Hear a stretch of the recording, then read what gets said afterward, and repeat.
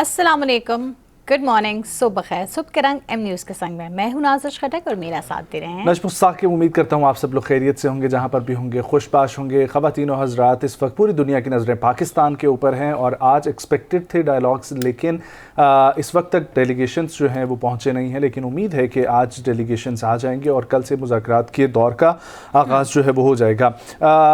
Iran की जानिब से जो है वो बहुत सारे बयानात सामने आ रहे हैं, जिसमें ईरानी पार्लियामेंट की कौमी सलामती कमेटी के सरबरा इब्राहीम अजीज़ी का कहना है कि अमेरिका के साथ मौजूदा मुज़ाकरात जो हैं उनको भी हम मैदान जंग का तसलसल ही समझते हैं। उन्होंने कतर टीवी से गुफ्तगू की है, जिसमें उनका कहना था कि ईरान की मुज़ाकराती टीम जो है वो हिकमत अमली और मुकम्मल कौमी मफादात और सिक्योरिटी तकाज़ों के तहत जो है मामले का जायज़ा ले रही है, इसीलिए वक्त जो है वो दरकार है। इब्राहीम अजीज़ी का कहना था कि मुल्की मफादात और सलामती महफूज बनाने के लिए ईरान को जो भी करना पड़ेगा वो उसकी तरफ जाएंगे। उन्होंने मज़ीद कहा कि मुज़ाकरात के नताइज मैदान जंग में हासिल कामयाबियाँ बरकरार रखने में मददगार हों तो ये अमल ईरान के लिए एक मौका हो सकता है। अमेरिका दबाव डालने वाली पॉलिसी के तहत गैर ज़रूरी मुतालबात करेगा तो ऐसे मुज़ाकरात काबिल कबूल नहीं होंगे। हमने देखा कल से कि इस वक्त अमेरिका की जानिब से बहुत जो है वो ईगरनेस शो की जा रही है कि जल्द अज जल्द किसी तरीके से शुरू हो मुज़ाकरात, लेकिन दूसरी तरफ से ईरान में चाहे इब्राहीम अजीज़ी हों या पासदारान इनकलाब हों या और जो मुख्तलिफ लोग हैं उनकी तरफ से बयानात यही सामने आ रहे हैं कि मुज़ाकरात होने चाहिए, लेकिन गैर ज़रूरी दबाव नहीं डालना जाना चाहिए और हमारी शराइत जो हैं उनको मद्देनज़र रख के मुज़ाकरात करने चाहिए। थोड़ी सी इस वक्त कुछ कहना भी काबिल अज़ वक्त है, लेकिन फिर भी कुछ आवाज़ें और क़यास आराइयाँ ये भी हो रही हैं कि शायद एग्रीमेंट जो हैं वो जो ईरान चाहता है, जो उनकी शराइत है, शायद उस पर अमेरिका जो है वो फुली एग्री नहीं करना चाह रहा। इसलिए उनकी तरफ से इस्माइल बकाई साहब का ये कहना कि हम मुज़ाकरात के लिए नहीं आ रहे हैं, लेकिन उसमें भी अभी एक ऑथेंटिसिटी नहीं है कि आया उनके साथ दोबारा जो बातचीत की गई है फील्ड मार्शल सैयद आसिम मुनीर या प्राइम मिनिस्टर शहबाज शरीफ के ज़रिए जो टेलीफोनिक राब्ते हुए हैं उनके साथ, क्या उसमें उनको दोबारा आमादा किया गया कि वो आने पर इत्तेफाक रखें या फिर नहीं। लेकिन अमेरिका बहरहाल आने के लिए भी तैयार है। हाँ, आपको पता है कल भी मैं जब ये डिस्कस कर रहा था तो हमारे वो एनालिस्ट भी और सब लोग कह रहे थे कि ईरान की तरफ से कोई बयान जो है वो जारी नहीं हुआ उस वक्त तक सिर्फ और सिर्फ हालांकि क़यासराइयाँ अंदर से यही आ रही थी कि ईरान जो है वो नहीं आ रहा मुज़ाकरात। वो उससे पहले ही शाम को, कल से परसों शाम को ये बात शुरू हो गई थी, बट ऑथेंटिक जो सोर्सेज होते हैं जिनको कहा जाए कि हाँ अगर इन्होंने ये बात बोली है तो सदाकत में होगी, इसमें उनकी तरफ से कोई ऐसी इंफॉर्मेशन जाहिर नहीं हुई थी। इस्माइल बकाई का कल कहना, लेकिन अब वो उनका बयान क्यों आया, इससे कबल जो है हमने ये देखा कि ईरान तकरीबन एग्रीमेंट जो है वो करने के लिए, मुआहदा करने के लिए, मुज़ाकरात की टेबल पर आने के लिए तैयार था, लेकिन कल उनका बैकआउट करना, उसके पीछे क्या वजूहात हो सकती है। क्या जो अबनाए हरमज़ पे ये हमें देखने में आया है कि ईरान का हमला बहरी जहाज़ पे, ईरानी जहाज़ के पे अमरीकी हमला और फिर इन रिटर्न ईरान का जवाबी कार्रवाई करना, क्या उसकी वजह से सिचुएशन जो है एस्केलेट हुई दोबारा और दोबारा ये कहा गया कि शायद हम मुज़ाकरात के लिए तैयार अभी नहीं है, क्योंकि हमारी टर्म्स जो है वो सीज़ फायर की जो इवन अग्री हुई है उस पर भी ठीक से अमल दरामद नहीं हो रहा। तो अगर किसी और मुआहदे की तरफ बढ़ते हैं तो क्या उस पर भी अमल दरामद होगा कि नहीं होगा। लेकिन ये सब कुछ इस वक्त जो है वो सिर्फ इफ़ व्हाट मे पे है, इस वक्त कुछ भी कहना जो है कबल अज़ वक्त ही होगा।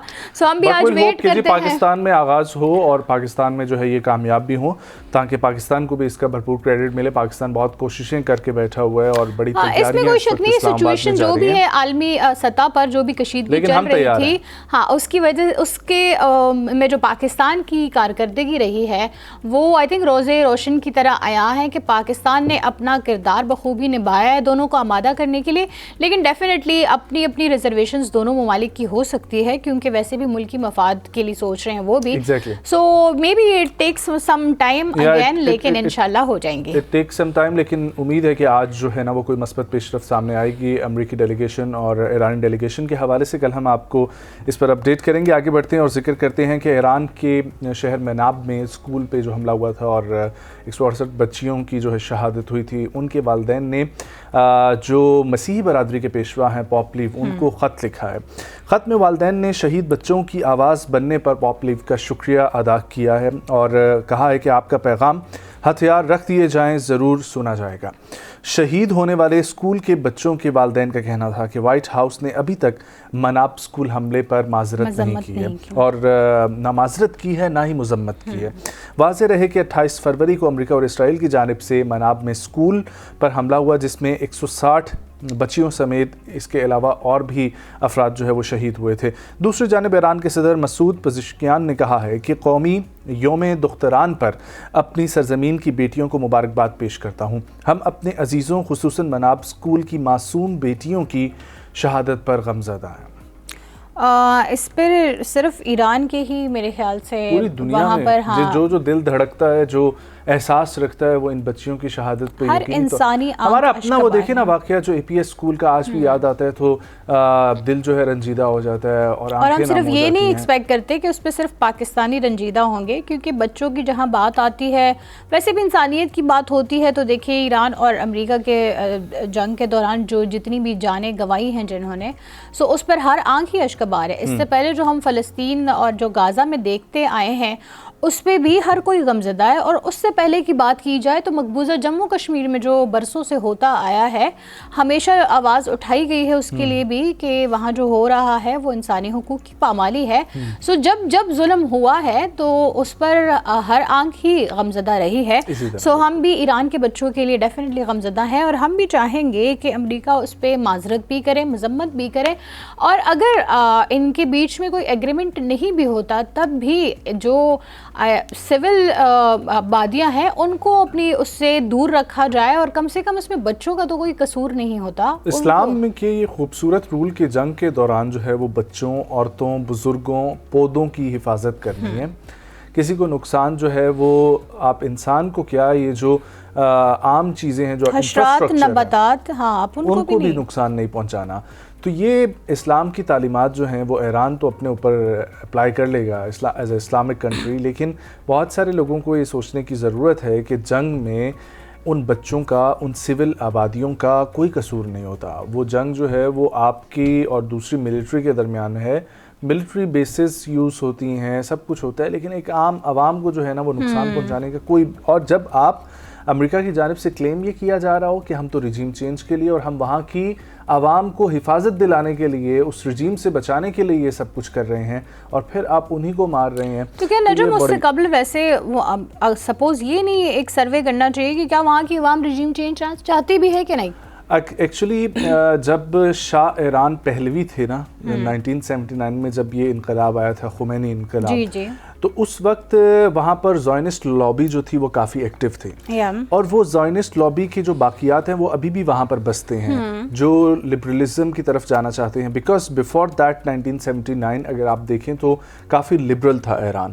تو وہ بہت سارے لوگ یا بہت ساری خواتین جن کو پورٹری کیا جاتا ہے کہ وہ اپنی حکومت سے تنگ ہیں، آلدو ان کی تو اپنی منسٹریز میں جو ہے وہ فیمیل بیٹھی ہوئی ہیں، گورنمنٹ آفیسز میں فیمیل بیٹھی ہوئی ہیں، لیکن وہ ایک ایسا پرسپیکٹو بنا دیا گیا کہ شاید وہاں کا جو رجیم ہے وہ عورتوں کے خلاف ہے، عورتوں کی ایجوکیشن کی، ان کی آزادی کے خلاف ہے، حالانکہ ایسا وہاں پر بالکل نہیں ہے۔ ہمارے اپنے پرسنل بھی جاننے والے ایز اے قوم وہاں پر موجود ہیں۔ پھر وہی زائنسٹ لابی کے لوگ جب وہاں کے رجیم سے تنگ آ کر آؤٹ آف کنٹری شفٹ ہو گئے تو وہاں پر جا کے انہوں نے کلٹ بنانا شروع کیا، اور ایک پرسپیکٹو نے جنم لینا شروع کیا کہ ایران کے اندر خواتین کے اگینسٹ بہت سارا ظلم و ستم ہوتا ہے، ان کو آزادی نہیں دی جاتی، ان کو مرضی کے کپڑے نہیں پہننے دیے جاتے، اور وہ ایک پرسپیکٹو اور ایک نیریٹو جو ہے نا وہ بنایا گیا کہ ایران تو جو ہے وہ اتنا بیکورڈ ہے کہ وہ یہ ہے وہ ہے، حالانکہ آپ دیکھیں تو وہ ٹیکنالوجی میں اور بہت ساری چیزوں میں بہت ساری قوموں سے، انفیکٹ پاکستان سے جو ہے یہ ابھی پروف بھی کر دیا کہ ہم بہت ساری چیزوں میں بہت سب سے آگے ہیں۔ لیکن میرا سوال یہ ہے کہ اس سے پہلے 75 سال سے مقبوضہ جموں کشمیر میں جو ہو رہا ہے وہاں کے مسلمانوں کے ساتھ، بھارت کی جو پالیسیاں ہیں وہاں بیجا پالیسیاں میں کہوں گی، جو ظلم و ستم ہے وہ بھی ساری دنیا کے سامنے ہے، وہاں تو رجیم چینج کی بات کسی نے نہیں کی، کیوں نہیں کی گئی؟ لیکن جہاں اپنا مفاد میرے خیال سے نظر آ رہا ہے صرف وہیں کو نہیں، وہاں پر بھی تو آپ دیکھیں نا یونائٹڈ نیشن نے تو کیا ہوا ہے کہ وہاں پر ان کی مرضی کے مطابق جو ہے وہ انتخابات کروائے جائیں، فری اینڈ فیئر الیکشن ہو، لیکن وہ آج دن تک ہو نہیں سکے۔ بات وہی بات ہے، لیکن کیا وہاں پر بھی تسلط قائم کر کے یا پھر جو یہاں پر ہو رہا ہے ہم نے دیکھا ہے کہ ظلم اور جبر کے تھرو رجیم چینج کی بات ہو رہی ہے نا, کیا وہاں ہوئی ہے ایسی کوئی بات؟ 75 سال ہو گئے نا یہاں. تو رجیم چینج وہ کیسے کریں؟ وہ ایک پورا علاقہ تو نہیں ہے نا, انڈیا کا پورا تو نہیں سسٹم, وہ ایک چھوٹا سا علاقہ ہے جہاں پر پرابلم چل رہی ہے. وہ ڈسپیوٹ ایریا, لیکن ڈسپیوٹڈ ایریا بالکل وہ ہے, بٹ انٹرنیشنل جو ہے نا جو قانون ہے وہ سب کہتے ہیں کہ اٹس اے ٹو سائڈ وے, ٹھیک ہے, اور یہ آپ لوگوں کے آپس کا مسئلہ ہے, ٹھیک ہے, جس طریقے سے نگورنو کاراباخ کا آپس کا مسئلہ ہے, اور جو ایران کی اور رجیم ہے یا ایران کی حکومت ہے وہ ایران کا مسئلہ نہیں ہے, وہ پورا کنٹری, وہ امریکہ کا مسئلہ ہوا, وہ پورا کنٹری ہے. اور ہاں لیکن امریکہ کا مسئلہ تو نہ ہوا. بٹ یہ دونوں ڈفرینٹ کیسز ہیں, کیسز ڈفرینٹ ہو سکتے ہیں. انسانوں کے ساتھ جو ناروا سلوک ہو رہا ہے وہ ایران میں بھی ہو رہا ہے, وہ غزہ میں بھی ہو رہا ہے, وہ مقبوضہ کشمیر میں بھی ہو رہا ہے. وہ ایک ہی مسئلہ ہے اور وہ سب پہ ایکول ہے کہ اگر انسانی حقوق کی پامالی ہو رہی ہے تو چاہے وہ جہاں بھی ہو رہی ہے وہ سیم ہی ہے, وہ کہیں پہ بھی ڈفرینٹ نہیں ہے. ملک ڈفرینٹ ہو سکتا ہے, ڈسپیوٹڈ ایریا ہو سکتا ہے, بٹ جو انسانوں کے ساتھ ناروا سلوک ہے وہ سیم ہی ہے. آگے بڑھتے ہیں جی. عالمی منڈی میں خام تیل کی قیمت میں 7% اضافہ ہو گیا. اب جب تک جنگ ہے تب تک یہ تو دیکھنا ہی پڑے گا, کبھی اتار کبھی چڑھاؤ, کبھی جو ہے اور اس کی وجہ سے جو مسائل مزید درپیش ہو جاتے ہیں, اور انفیکٹ جو قیمتیں بڑھتی ہیں وہ تو بڑھتی ہی ہیں, لیکن جو اس سے سائیکلوجیکل ٹینشن ہمیں ملتی ہے کہ اب کیا کیا چیزیں مزید مہنگی ہوں گی, وہ ایک الگ چیز ہے. لیکن جب تک یہ کشیدگی چل رہی ہے, جب تک مذاکرات نہیں ہوتے ہیں, اس کا حتمی نتیجہ نہیں نکلتا ہے, تب تک یہ اتار چڑھاؤ جو ہے اسی طریقے سے بڑھتی رہے گی. اچھا, خبر کچھ ہے کہ خام تیل کی قیمت میں 7% اضافہ ہوا, جس کے بعد 89.80 ڈالر جو ہے نا وہ فی بیرل ہو گیا ہے, اور عالمی مارکیٹ میں تقریباً 2% اضافے سے $2.71 فی MMBTU گیس کی جو ہے نا وہ قیمت ہو گئی ہے. اور امریکہ نے ایرانی بحری جہاز پر قبضہ کیا ہے, جس کی وجہ سے سینٹرل کمانڈ سینٹکام نے کہا ہے کہ جہاز اب امریکی تحویل میں ہے. اور جب ایسا ایک طرف ہو رہا ہوگا تو ہاؤ کین وی ایکسپیکٹ کہ ایران جو ہے وہ آمادہ ہوگا اور مذاکرات کے لیے آئے گا آن ٹیبل. جو پاکستانی میڈیٹرز ہیں ان کو بھی یہ سوچنا چاہیے کہ اس چیز کے بارے میں کچھ کرنا چاہیے کہ یار ایران کے ساتھ اگر یہ زیادتی ہو رہی ہے تو ایران کو, اس کو امریکہ کو اس کے اوپر روکنا چاہیے کہ ان کا جہاز کو ریلیز کریں. ہاں, ان ساری چیزوں پہ ہی بات چیت ہو رہی ہے, تبھی شاید تھوڑا ڈیلے کا بھی شکار ہیں.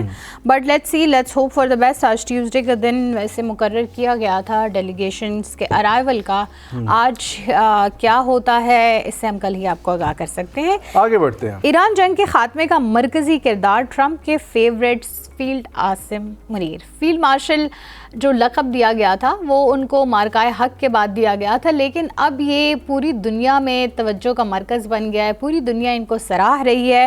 اور میرے خیال سے اس سے پہلے بھی بہت سارے اخباری میڈیا نے پاکستانی پرائم منسٹر اور پاکستانی فیلڈ مارشل ان دونوں کو نوبل امن انعام کے لیے نامزد کرنا چاہیے اس دفعہ ٹرمپ کی جانب سے. اگر وہ ان کو اتنا ہی اچھا اور اتنا سب کچھ جو ہے وہ بار بار کہہ رہے ہیں تو ان کی جانب سے اس دفعہ جو ہے وہ اپنے نام کے بجائے جو ہے وہ ان دو شخصیات کا نام لازمی دینا چاہیے, کیونکہ اور پوری دنیا کو دینا چاہیے جتنا انہوں نے جو ہے وہ کیا ہے ہمارے پرائم منسٹر کی ڈپلومیسی نے, اور فیلڈ مارشل کی جو ہے جو سوچ ہے, جو ان کا وارفیئر ایکسپیرینس ہے اس کو یوٹیلائز کرتے ہوئے انہوں نے جو ایکسپیرینس کی بنیاد پہ ایران سے بات کی, امریکہ سے بات کی. اور اب تو فیلڈ مارشل جو ہے وہ جن ممالک کے درمیان کئی دہائیوں سے مطلب it was a closed end, کبھی مذاکرات ہو ہی نہیں سکتے تھے, ایسی کوئی سوچ ہی نہیں رکھی جا رہی تھی کہ ان کے بیچ مذاکرات ہو سکتی ہیں. ان فریقین کو مذاکرات کی ٹیبل پر آنا واقعی میں بہت بڑی کامیابی ہے. سو ابوظہبی نے شائع ہونے والے دی نیشنل اخبار میں ٹرمپ کے فیورٹ سید عاصم منیر کی ہیڈ لائن سجائی اور تبصرہ کیا. پاکستان کی امن کوششوں نے پاکستان مسلح افواج کے سربراہ فیلڈ مارشل سید عاصم منیر کو وزیر اعظم شہباز شریف کے ساتھ عالمی سطح پر توجہ کا مرکز بنا دیا, کیونکہ وہ واشنگٹن اور تہران کے درمیان ایک جنگ کے خاتمے کے لیے ثالثی کردار ادا کر رہے ہیں. اور ٹرمپ کی جو سٹیٹمنٹ ہے فیلڈ مارشل منیر کی میزبانی کی تھی اور انہیں اپنا پسندیدہ فیلڈ مارشل قرار دیا تھا, اس نے اب عالمی سطح پر پذیرائی حاصل کی ہے. اور اس جملے کو اسپیشلی کوٹ کیا جا رہا ہے, ٹرمپ کا یہ کہنا کہ میرا سب سے favourite field marshal. So I hope کہ اب جو ہے حالات بھی اسی طرح ہی بہتر ہوں جس طرح کے جس طرح کے ہماری جو پذیرائی ہو رہی ہے تو اللہ کرے کہ اسی طرح ہم خطے میں امن قائم کرنے اور اس کو مستحکم بنانے میں جو کردار ادا کر رہے ہیں وہ بخوبی سر انجام دیں. ثم آمین. اور پاکستان کے اندر بھی امن قائم رہے اللہ. آمین آمین. اچھا آگے بڑھتے ہیں اور ذکر کرتے ہیں کراچی کی ٹریفک کے حوالے سے, جہاں پر کراچی میں ٹریفک سگنلز کو بین الاقوامی طرز پر منتقل کرنے کا فیصلہ کیا گیا ہے. کراچی ایک ایسا شہر جو روشنیوں کا شہر ہے, پاکستان کی ریڑھ کی ہڈی ہے, پاکستان کا سب سے بڑا شہر ہے, بہت ساری آبادی کو پالتا بھی ہے, پورے پاکستان کو چلا بھی رہا ہے, سندھ کا ریونیو بھی جنریٹ کر رہا ہے. لیکن وہاں کی حکومت جو ہے وہ کچھ عرصے بعد تنقید کا نشانہ بھی بنائی جاتی ہے ان کے اقدامات کی وجہ سے. لیکن یہ ایک اچھی چیز ہے جس کو سراہنا چاہیے کہ ٹریفک کے قوانین کو بہتر بنانے کے لیے وہاں پر کوئی قدم اٹھایا جا رہا ہے. میئر کراچی مرتضی وہاب کا کہنا ہے کراچی کی شاہراہوں پر سمارٹ ٹریفک سگنلز نصب کیے جائیں گے. میونسپل کمشنر سمارٹ سگنلز کی خریداری کا مرحلہ جلد ہی شروع کرنے والے ہیں. انہوں نے کہا کہ پہلے مرحلے میں ریڈ زون اور آئی چندی گڑھ روڈ جو ہے اس کو ماڈل روڈ بنایا جائے گا, جبکہ دوسرے مرحلے میں ایم اے جناح روڈ اور پھر شہر کی مختلف اہم شاہراہوں پر یہ نصب کیے جائیں گے. میئر کراچی کا کہنا ہے کہ شہر میں بنیادی انفراسٹرکچر کے ساتھ ٹریفک قوانین پر عمل درآمد بہت ضروری ہے, اور ٹریفک کو مؤثر طریقے سے ریگولیٹ کیا جائے تو آدھے مسائل خود بخود حل ہو سکتی ہیں. No doubt we have seen that کہ اگر آپ کے ملک کی, آپ کی شہر کی ٹریفک صحیح چل رہی ہو, آپ وقت پر پہنچیں گے, آفس کے کام ہوں گے, اسکول سے بچے جو ہے وہ صحیح وقت پر آئیں گے, کھانا پینا جو ہے وقت پر پہنچے گا, انسان کا پورے دن کی جو ہے وہ ایک روٹین جو ہوتی ہے وہ سیٹ ہو جاتی ہے. اور صبح صبح اگر آپ نکلے روڈ کے اوپر ہی اور بے ہنگم ٹریفک آپ کو مل جائے, سارا دن کا آپ کا موڈ بھی خراب ہوگا, آفس میں جا کے آپ کلیگز کے ساتھ بھی جو ہے وہ بدتمیزی کریں گے اور پھر کام کرنے کا بھی آپ کا دل نہیں کرے گا. اس لیے یہ بہت ضروری ہے کہ شہر کا انفراسٹرکچر جو ہے وہ اچھا ہونا چاہیے, اور اس میں روڈز, ٹریفک, ان چیزوں کے اوپر تو ہر حکومت کو اگر اچھے سے اچھا بھی جو ہے نا وہ کام کر رہی ہے, مزید بھی اچھا کام کرنے کی ضرورت ہے. اور آئی تھنک ملک میں یا کسی شہر میں صرف لائٹیں لگانے سے نا اس کی خوبصورتی نہیں بڑھ جاتی ہے, جیسا کہ ہم نے کے پی کے ایک شہر میں دیکھا ہے. پشاور میں خوبصورت بنانے کے لیے اس کو صرف اور صرف وہاں پہ لائٹیں جو ہیں وہ زیادہ کرتی ہیں. اور میں ہمیشہ جب بھی وہاں وزٹ کرتی ہوں آئی ایم لائک کہ کیا تبدیلی لائے ہیں. مطلب ٹھیک ہے اس سے پہلے کی تبدیلی کی بات ہے, ابھی ریسنٹ میں ایک سال کی کے پی کی پولیس اچھی ہے, اس کے بارے میں آپ کے کیا؟ ہاں یہ کہا جا سکتا ہے اکارڈنگ ٹو میرے خیال سے دوسرے صوبوں کے, ہاں تو وہاں پولیس جو ہے وہ اپنا کردار بخوبی انجام دے رہی ہے. میرے خیال سے اگر میں سارے اس کی بات کروں, اداروں کی بات کروں, تو اس میں سے اگر احسن طریقے سے اپنی ڈیوٹیز انجام دے رہے ہیں تو کے پی کی پولیس ہی ہے. اچھا میں نے بھی یہ دیکھا ہے کہ جتنے بھی ایریاز میں ٹریولنگ کے لیے جانے کا ایکسپیرینس ہوتا ہے, ٹورسٹ پولیس جو ہے وہ کے پی کی بہت اچھی ہے. اس دفعہ تو ہم نے پنجاب کی پولیس کو مری میں جو صورتحال ہوتی ہے برف باری کے بعد بہت ایکٹیولی کام کرتے ہوئے دیکھا, مشینری کے ساتھ کام کرتے ہوئے دیکھا. Hats of two Maryam Nawaz. But میں یہ سلسلہ پچھلے 5-7 سال سے کے پی کے اندر دیکھ رہا ہوں کہ وہاں پر آپ جاتے ہیں, وہ جو ٹورسٹ پولیس ہے اگر وہ آپ کے کوئی ایمرجنسی کے کام نہیں بھی چل رہے ہوں گے نا, لائک آپ کی برف جمی ہوئی ہے اور وہاں پر ویٹ کر رہے ہیں لوگ, گاڑیاں پھنسی ہوئی ہیں, لیکن وہ جس طریقے سے خیال رکھتے ہیں کے پی پولیس والے اور جو رویہ ان سے ملتا ہے, آپ بات کر کے جو ہے وہ اچھا لگتا ہے. سو یہ نو ڈاؤٹ اس کے اوپر تو کمپیریزن ہے. میرا ابھی تک کا ایکسپیرینس یہ ہے کہ I got a very good experience with K P police, with the Islamabad police. I am talking about the Islamabad police, not the اسلام آباد ٹریفک پولیس. اسلام آباد ٹریفک پولیس کے ساتھ میرا کبھی اچھا ایکسپیرینس نہیں رہا اور موسٹلی سٹیزنس کا نہیں رہتا اسلام آباد ٹریفک پولیس کے ساتھ. بٹ اسلام آباد پولیس بہت اچھا کام کرتی ہے, ان سے بات کر کے اچھا لگتا ہے. اب تو ینگسٹرز اس میں بھرتی ہوئے ہیں اور وہ آپ کی بات کو سمجھتے ہیں. اور اسی طریقے سے same as the case with K P police. I have got experience with Sindh police جو کہ غلط تھا, اور انہوں نے مجھ سے جو ہے وہ لیے پیسے. ٹھیک ہے, ہاں مطلب آن جو ایکسپیرینس نہیں ہوا. اور پنجاب پولیس جو ہے ٹھیک ہے ان کے ساتھ بھی میرا اچھا ایکسپیرینس. ہاں لیکن جو جہاں پہ اچھی چیز ہوتی ہے اس کو بھی ڈیفینیٹلی اجاگر کرنا چاہیے, لیکن جو غلط ہوتا ہے وہ بھی آپ کو بولنا چاہیے. تو کے پی کے میں اگر باقی کے اداروں سے مجھے کوئی خاص وہ سیٹسفیکشن نہیں ملتی ہے ان کے کام سے, لیکن ہاں پولیس کے بارے میں کہا جا سکتا ہے کہ وہاں کی پولیس جو ہے وہ واقعی میں اپنی ڈیوٹی کو ڈیوٹی سمجھ کر ہی ادا کرتے ہیں. میرے ساتھ تو یہاں تک ایکسپیرینس ہوا کہ کراچی کے اندر میں رکا ہوا تھا پاکستان ایئر فورس بیس کرنگی, اور وہاں پر جو ہے نا دوسری طرف ڈی ایچ اے ہے اور درمیان میں ایک فلائی اوور ہے. سو میں تو پیسے شیسے دینے کے باوجود ٹھیک ہے میں جب وہاں سے کراس کرنے لگا تھا, because I got no license no anything, کیونکہ میرا والیٹ جو تھا وہ اپنے گھر رہ گیا تھا اور میری جو گاڑی تھی وہ کسی دوست کی میں نے لی ہوئی تھی گاڑی. سو انہوں نے پوچھا, میرے پاس کاغذات نہیں تھے, اس پہ آگے کرتے کرتے کرتے کرتے لیکن یہ ہوا کہ ان کی جانب سے میں اتنا حیران ہوا, اتنے بڑے شہر میں پولیس مجھے یہ کہہ رہی ہے کہ یہ جو فلائی اوور ہے نا اس کے بعد ہماری ذمہ داری نہیں ہے.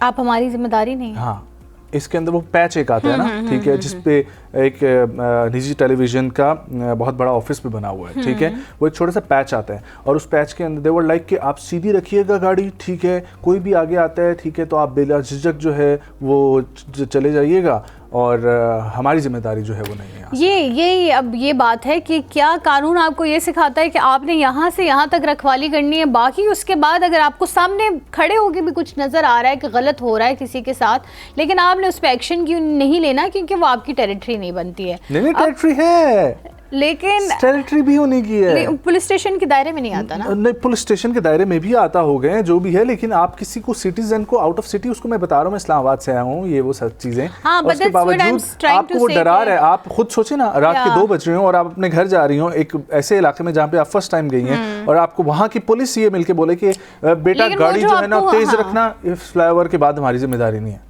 پولیس اسٹیشن کا ایک جو دائرہ میٹر ہوتا ہے نا, وہ یہ بیسکلی شاید یہی کہنا چاہ رہے ہیں کہ اس کے بعد ہمارا دائرے میں کار ختم ہو جاتا ہے تو اس کے بعد ہم آپ کے ذمہ دار نہیں ہوں گے, چاہے اس پل پہ آپ کے ساتھ کچھ بھی ہو جائے. سو وہی بات آ جاتی ہے اگین کہ آپ محافظ ہیں قوم کے, ملک کے, اس کے باشندوں کے, آپ صرف ایک مخصوص ایریا کے تو نہیں ہیں.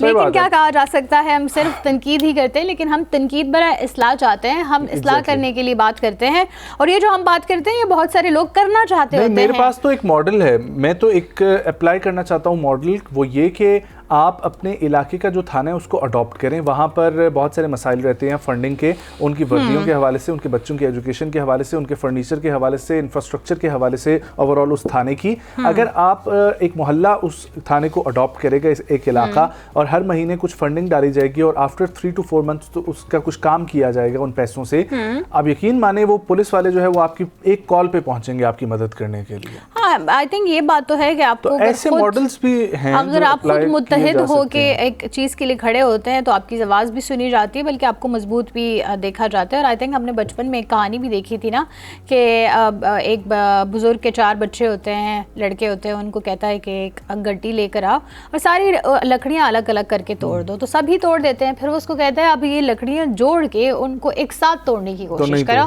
تو وہ نہیں ٹوٹتی ہیں. سو وہی والی بات ہے, اتفاق میں برکت ہے. متحد رہیں گے تو معاشرہ بھی بہتر بنانے کے لیے ہم اقدامات اٹھا سکتے ہیں, بٹ متحد تو پہلے ہم ہو, ہم تو صرف اور صرف ایک دوسرے پہ ہی تنقید کرتے رہتے ہیں. آگے بڑھتے ہیں اور آپ کو یہ بتائیں کہ افغانستان کرکٹ ٹیم کے معروف لیگ اسپنر راشد خان نے انکشاف کیا ہے کہ انہیں 2 ممالک کی جانب سے شہریت اور کرکٹ کھیلنے کی پیشکش کی, مگر انہوں نے صاف انکار کیا. این ڈی ٹی وی کی ایک رپورٹ ہے جس کے مطابق راشد خان نے یہ انکشاف اپنی کتاب میں کیا. اچھا, راشد خان نے بھی کتاب لکھی ہے, ٹھیک ہے, from street to stardom. Cricketer نے بتایا کہ 2023 میں IPL سیزن کے دوران جب وہ بھارت میں موجود تھے تو ایک ٹیم آفیشل نے انہیں کہا کہ انڈین کرکٹ ٹیم کے سینئر عہدیداران آپ سے ملنا چاہتے ہیں.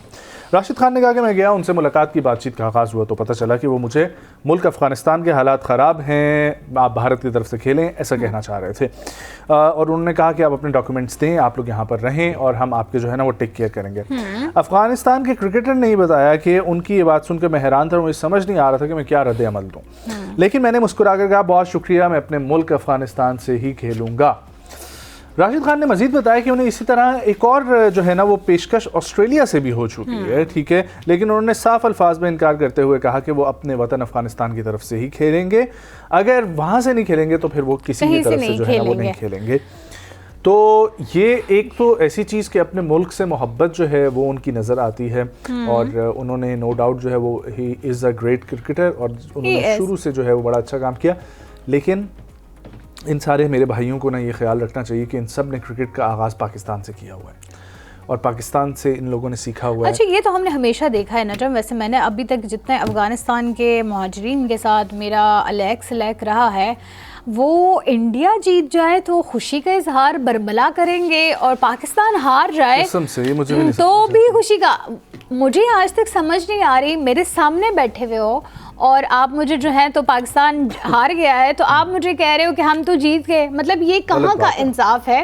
ایک جہاں آپ رہ رہے ہیں, کھا رہے ہیں, پی رہے ہیں, وہاں کی افواج آپ کے ساتھ کھڑی ہے, آپ کو تحفظ فراہم کر رہی ہے, آپ کو سب کچھ مل رہا ہے, اس کے باوجود آپ اتنے ناشکر ہیں. ہاؤ؟ بس لوگوں کی خصلت ہوتی ہے اور پوری قوم کی یہ خصلت. لیکن ہاں, یہ جو افغانستان کا پاکستان کے ساتھ نفرت محبت والا رشتہ ہے, یہ مجھے آج تک سمجھ نہیں آیا. حالانکہ ہونا محبت کا ہی چاہیے, لیکن پھر پھر بھی جو ہے وہ نفرت پہ ہی جو ہے وہ ہمیشہ مبنی رہا ہے. میں نے ہمیشہ نفرت ہی دیکھی ہے ان کے دلوں میں اپنے لیے. اب وہ حالانکہ اتنی نفرت, حالانکہ ہمارے ملک میں آ کے ہمارے سامنے بیٹھ کے وہ پاکستان کرکٹ ٹیم کے بارے میں ایسی بات کرتے ہیں, پھر بھی ہمارے دلوں میں ان کے لیے نفرت کے جذبات نہیں آتے. بٹ آئی ڈونٹ نو, اسی لیے مجھے افغانی برگر بالکل نہیں پسند. آئی ڈونٹ نو, لیکن افغانی برگر تو ایسی مجھے بھی نہیں پسند. مطلب ایک منتو میں کھا لیتی ہوں, یوں ڈال کے وہ جو فرائز دے دیتے ہیں اور اس کے اندر وہ ہاٹ ڈاگس اور وہ چیزیں ڈال کے, مطلب کیوں, وہ کیا ہے. لیکن مجھے منتو پسند ہے, منتو مجھے پسند ہے. ٹھیک ہے, منتو از فرام ہمارا یہ گلگت والی سائڈ اور چائنیز سائڈ, ڈمپلنگز, ہاں ان کو وہ ڈمپلنگز کہتے ہیں. والی طرف سے ہزاروال والی از ا سائڈ لٹل سے ڈفرنٹ فرام منتو, ڈمپلنگس. ٹھیک ہے, سب ایک ہی کس میں بہن بھائی ہیں تقریباً, لیکن ہاں یہ بات ہے. آخری خبر آپ لوگوں کے ساتھ شیئر کرتے ہیں جو کہ ہماری انٹرٹینمنٹ انڈسٹری سے ہے. جو ریما خان معروف اداکارہ ہیں, انہوں نے ریما خان کا معروف اداکارہ کو تھپڑ مارنے کا اعتراف جو ہے وہ سامنے آیا. پاکستانی فلم انڈسٹری کی سابقہ معروف اداکارہ پروڈیوسر ریما خان نے انکشاف کیا کہ انہوں نے ماضی میں ایک مشہور اداکارہ کو زوردار تھپڑ جو ہے وہ جڑا تھا. ریما نے مبشر ہاشمی کے ساتھ جو ہے وہ پوڈ کاسٹ میں یہ بتایا کہ یہ واقعہ فلم مس استنبول کی شوٹنگ کے دوران پیش آیا. اداکارہ کا کہنا تھا کہ ایک انٹروورٹ شخصیت کی مالک ہیں اور ہمیشہ اپنے کام پر توجہ دیتی تھی, تاہم نوجوانی میں جذبات پر قابو کرنا مشکل ہوتا تھا. بات جاری رکھتے ہوئے انہوں نے کہا کہ اداکارہ نے میرے ساتھ بدتمیزی کی اور 2 بار جو ہے وہ نازیبا زبان استعمال کی, جس پر میں خود پر قابو نہ رکھ سکی تو میں نے تھپڑ مار دیا. اس عمل پر انہیں افسوس بھی ہوا, لیکن جو ہے وہ واقعے پر نادم بھی ہوئی اور مجھے چاہیے تھا کہ صبر سے کام لیتی, لیکن بعض اوقات بدلہ جو ہے وہ خدا پر چھوڑ دینا چاہیے. بالکل, یہ میرا بھی ماننا ہے. لیکن کبھی کبھار, اور میرا خیال ہے ان جو ایکٹریس جن کو تھپڑ پڑا تھا انہوں نے بدلہ جو ہے وہ اللہ پہ چھوڑ دیا ہے. میرا نہیں خیال وہ بدلہ اللہ پہ چھوڑ دیں, وہ تو بہت ہی جذباتی خاتون ہے. پچھلے دنوں بھی میں ان کا ایک پوڈ کاسٹ دیکھ رہی تھی جس سے وہ واک آؤٹ کرے. مس استنبول میں کون تھی ان کے ساتھ ساتھی اداکارہ؟ میں نے تو مس استنبول دیکھی بھی نہیں ہے. دیکھی تو نہیں ہے, ہاں, لیکن پھر بھی دا پوائنٹ از کہ آپ تھوڑا سا سوچیں کہ کون تھی.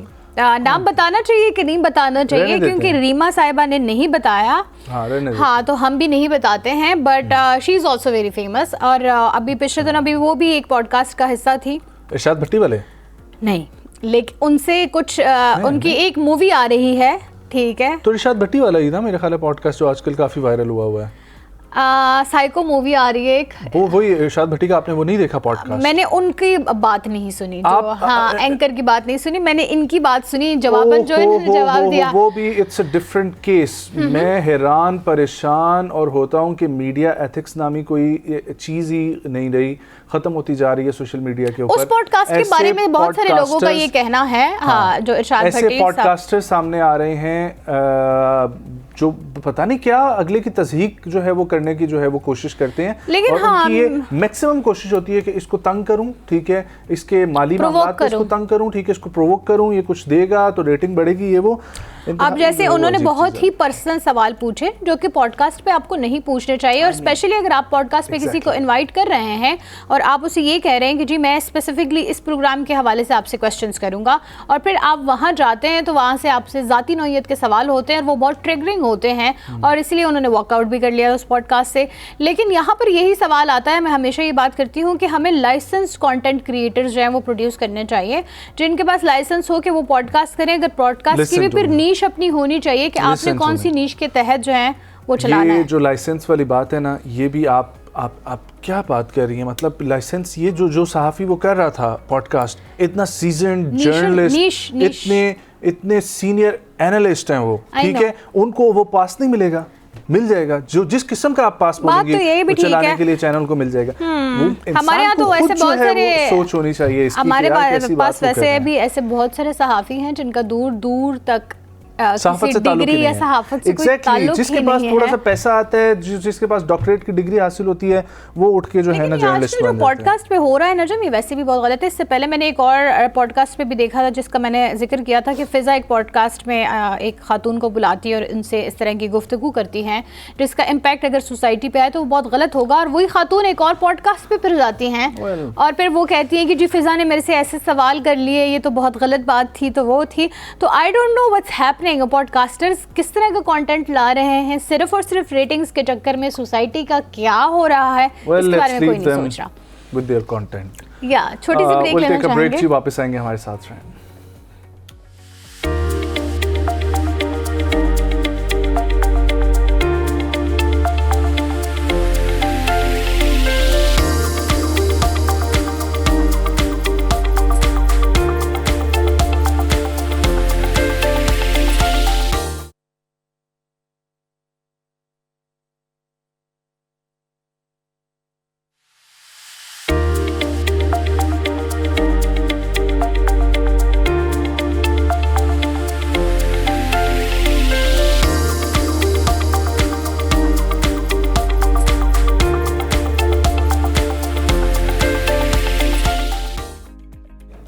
Welcome back viewers. इस वक्त की सूरत हाल के मुताबिक आज एक्सपेक्टेड था ईरानी डेलीगेशन और अमेरिका का डेलीगेशन, लेकिन अभी तक जो है वो सूरत हाल कुछ यूँ है कि डेलीगेशंस की आमद मुतवक्के है स्टिल, ठीक है। सिक्योरिटी की सूरत हाल इस्लामाबाद पाकिस्तान जो है वो पूरी तरीके से तैयार है, बस दोनों फरीक़ैन को जो है वो आमादगी पर राज़ी करके पाकिस्तान लाने की कोशिशें इस वक्त जो चल रही हैं। हमारे साथ इसी के ऊपर जो है वो बात करने के लिए डॉक्टर अकीला मौजूद हैं, IR एक्सपर्ट हैं, पहले भी हमारे प्रोग्राम में शिरकत करती रही हैं, हमारे साथ थ्रू वीडियो लिंक वो हमें ज्वाइन कर रही हैं। अस्सलाम वालेकुम डॉक्टर साहिबा, thank you so much for joining. उम्मीद आप खैरियत से होंगी। डॉक्टर साहिबा ये फरमाइएगा कि अब जो एक तासुर समझा जा रहा है कि जो अमेरिका ने ईरान का जहाज़ कब्ज़े में लिया, उसके बाद से ईरान की तरफ से बयानात सामने आ रहे, इस्माइल बकाई की तरफ से जिस तरीके से बयानात सामने आ रहे थे, उनकी जानिब से बार बार ये कहा जा रहा है कि अमेरिका जो है वो अभी भी ज़्यादती कर रहा है और अमेरिका ने अभी भी जहाज़ जो है वो कब्ज़े में लिया है। इस तरीके से कैसे मुज़ाकरात हो सकते हैं, क्या कहेंगे इस पर? बिस्मिल्लाहिर्रहमानिर्रहीम। बहुत शुक्रिया नजम साकिब, आपने बहुत अच्छा सवाल किया, क्योंकि ये सवाल इस वक्त तमाम नाज़रीन के जहनों में भी होगा कि इस वक्त जो सूरत हाल चल रही है, पाकिस्तान ने अपनी पूरी तैयारी की हुई है, लेकिन जो दोनों फरीकैन हैं उनकी तरफ से मुसलसल ऐसे बयान आ रहे हैं जो कि बहुत हौसला अफजा महसूस नहीं होते। लेकिन बिल्कुल ये बकाई साहब की बात बिल्कुल दुरुस्त है, क्योंकि ये इंटरनेशनल नॉर्म्स के ख़िलाफ़ है। ऐसी जो इस नोयत की बातचीत होती है और जो इतनी संजीदा नोयत की बातचीत होती है, उससे पहले जो कॉन्फिडेंस बिल्डिंग मेयर जिनको IR की ज़ुबान में कहते हैं, एतमाद साजी जिनको कहते हैं, उसका होना बहुत ज़रूरी होता है, तब भी बातचीत जो है वो नतीजा खेज साबित होती है। बसूरत दीगर तो वो वही क्या है कि नशिस्तन गुफ्तन बर्खास्तन वाली बात हो जाती है। तो इस तरह की सूरत हाल से बचने के लिए बकाई साहब की बात बिल्कुल दुरुस्त है कि इस वक्त जो ईरान के जो ऑयल एक टैंकर के ऊपर जो हमला किया अमेरिका ने, वो एक बहरी जहाज़ के ऊपर जो हमला किया अमेरिका ने, वो एक वाकई एक बैनुल-अक़वामी असूलों के ख़िलाफ़ है कि एक तरफ तो आप अमन की बातचीत कर रहे हैं, आप चाह रहे हैं कि गुफ्त शनीद हो और कोई एग्रीमेंट हो जाए, और दूसरी तरफ जो है आपका ये रवैया है कि आप उन्हीं पर हमलावर भी हो रहे हैं। और ये अमेरिका की तारीख़ में भी रहा है कि जब भी बातचीत शुरू होती है तो साथ ही हमलों में तेज़ी आ जाती है या कोई इस तरह की बात होती है। और ये सिर्फ एक मुल्क के लिए नहीं, बाकी भी अगर आप हिस्ट्री देखें तो आपको ये पता चलेगा कि बहुत दफ़ा इस तरह से ये बदअहदी हो चुकी है। तो ये जो सूरत हाल है ये बहुत ही नाजुक सूरत हाल है, और इसमें मेरा ख्याल है कि अमेरिका में डॉक्टर अकीला, ऐसी नाजुक सूरत हाल में हम ये एक्सपेक्ट कर रहे हैं कि ईरान आमादा हो जाएगा मुज़ाकरात की टेबल पर दोबारा आने के लिए। किस हद तक आपको लगता है कि पॉसिबल हो सकेगा? क्योंकि देखिए सीज़ फायर एग्रीमेंट किया गया दोनों की तरफ से साइन, और उसके बावजूद उस सीज़ फायर एग्रीमेंट की पासदारी ना रखते हुए अमेरिका ने जो है वो कार्रवाई की। एक तो ये कि इंटरनेशनल लॉज, कौमी सलामती काउंसिल के जो लॉज हैं उसके कितने खिलाफ वर्जी है, और इस पर इक़दामात या इस पर अमल कुछ करने के लिए कुछ किया जाए, इस हवाले से इक़दामात उठाने के लिए किसके पास जाया जाए? नाजिश में इसी तरफ आ रही थी, आपके जो पहले सवाल का जवाब है उसमें ये इसी के साथ ये सिलसिला मिलता है। ये सवाल आपका बड़ा बरवक्त है। उसमें यह है कि देखें इस वक्त जो सूरत हाल चल रही है उसको पूरी दुनिया देख रही है, और आबनाए हुर्मुज़ पे जो बंदिश है और उसके बाद जो सूरत हाल पैदा हुई है, इससे एक या दो मुल्क नहीं बल्कि पूरी दुनिया की मईशतें जो हैं वो मुतासर हो रही हैं, और ये पूरी दुनिया का एक कंसर्न बन चुका है। इसके लिए एक इंटरनेशनल प्रेशर जो बिल्डअप हुआ है वो इन दोनों फरीकैन को मुज़ाकरात की मेज़ में लाने में एक मुहर्रक रहा है, और मैं समझती हूँ कि इस वक्त भी यही मुहर्रक जो है वो काम करेगा, जो अमेरिका के ऊपर भी प्रेशर डालेगा, और जो ईरान के जो मसाइल हैं उनको भी उनके हाल में भी मेरा ख्याल कारगर साबित होगा। लेकिन इस वक्त ईरान को सिर्फ प्रेशराइज करके मुज़ाकरात की मेज़ पे लाना नामुमकिन नज़र आता है।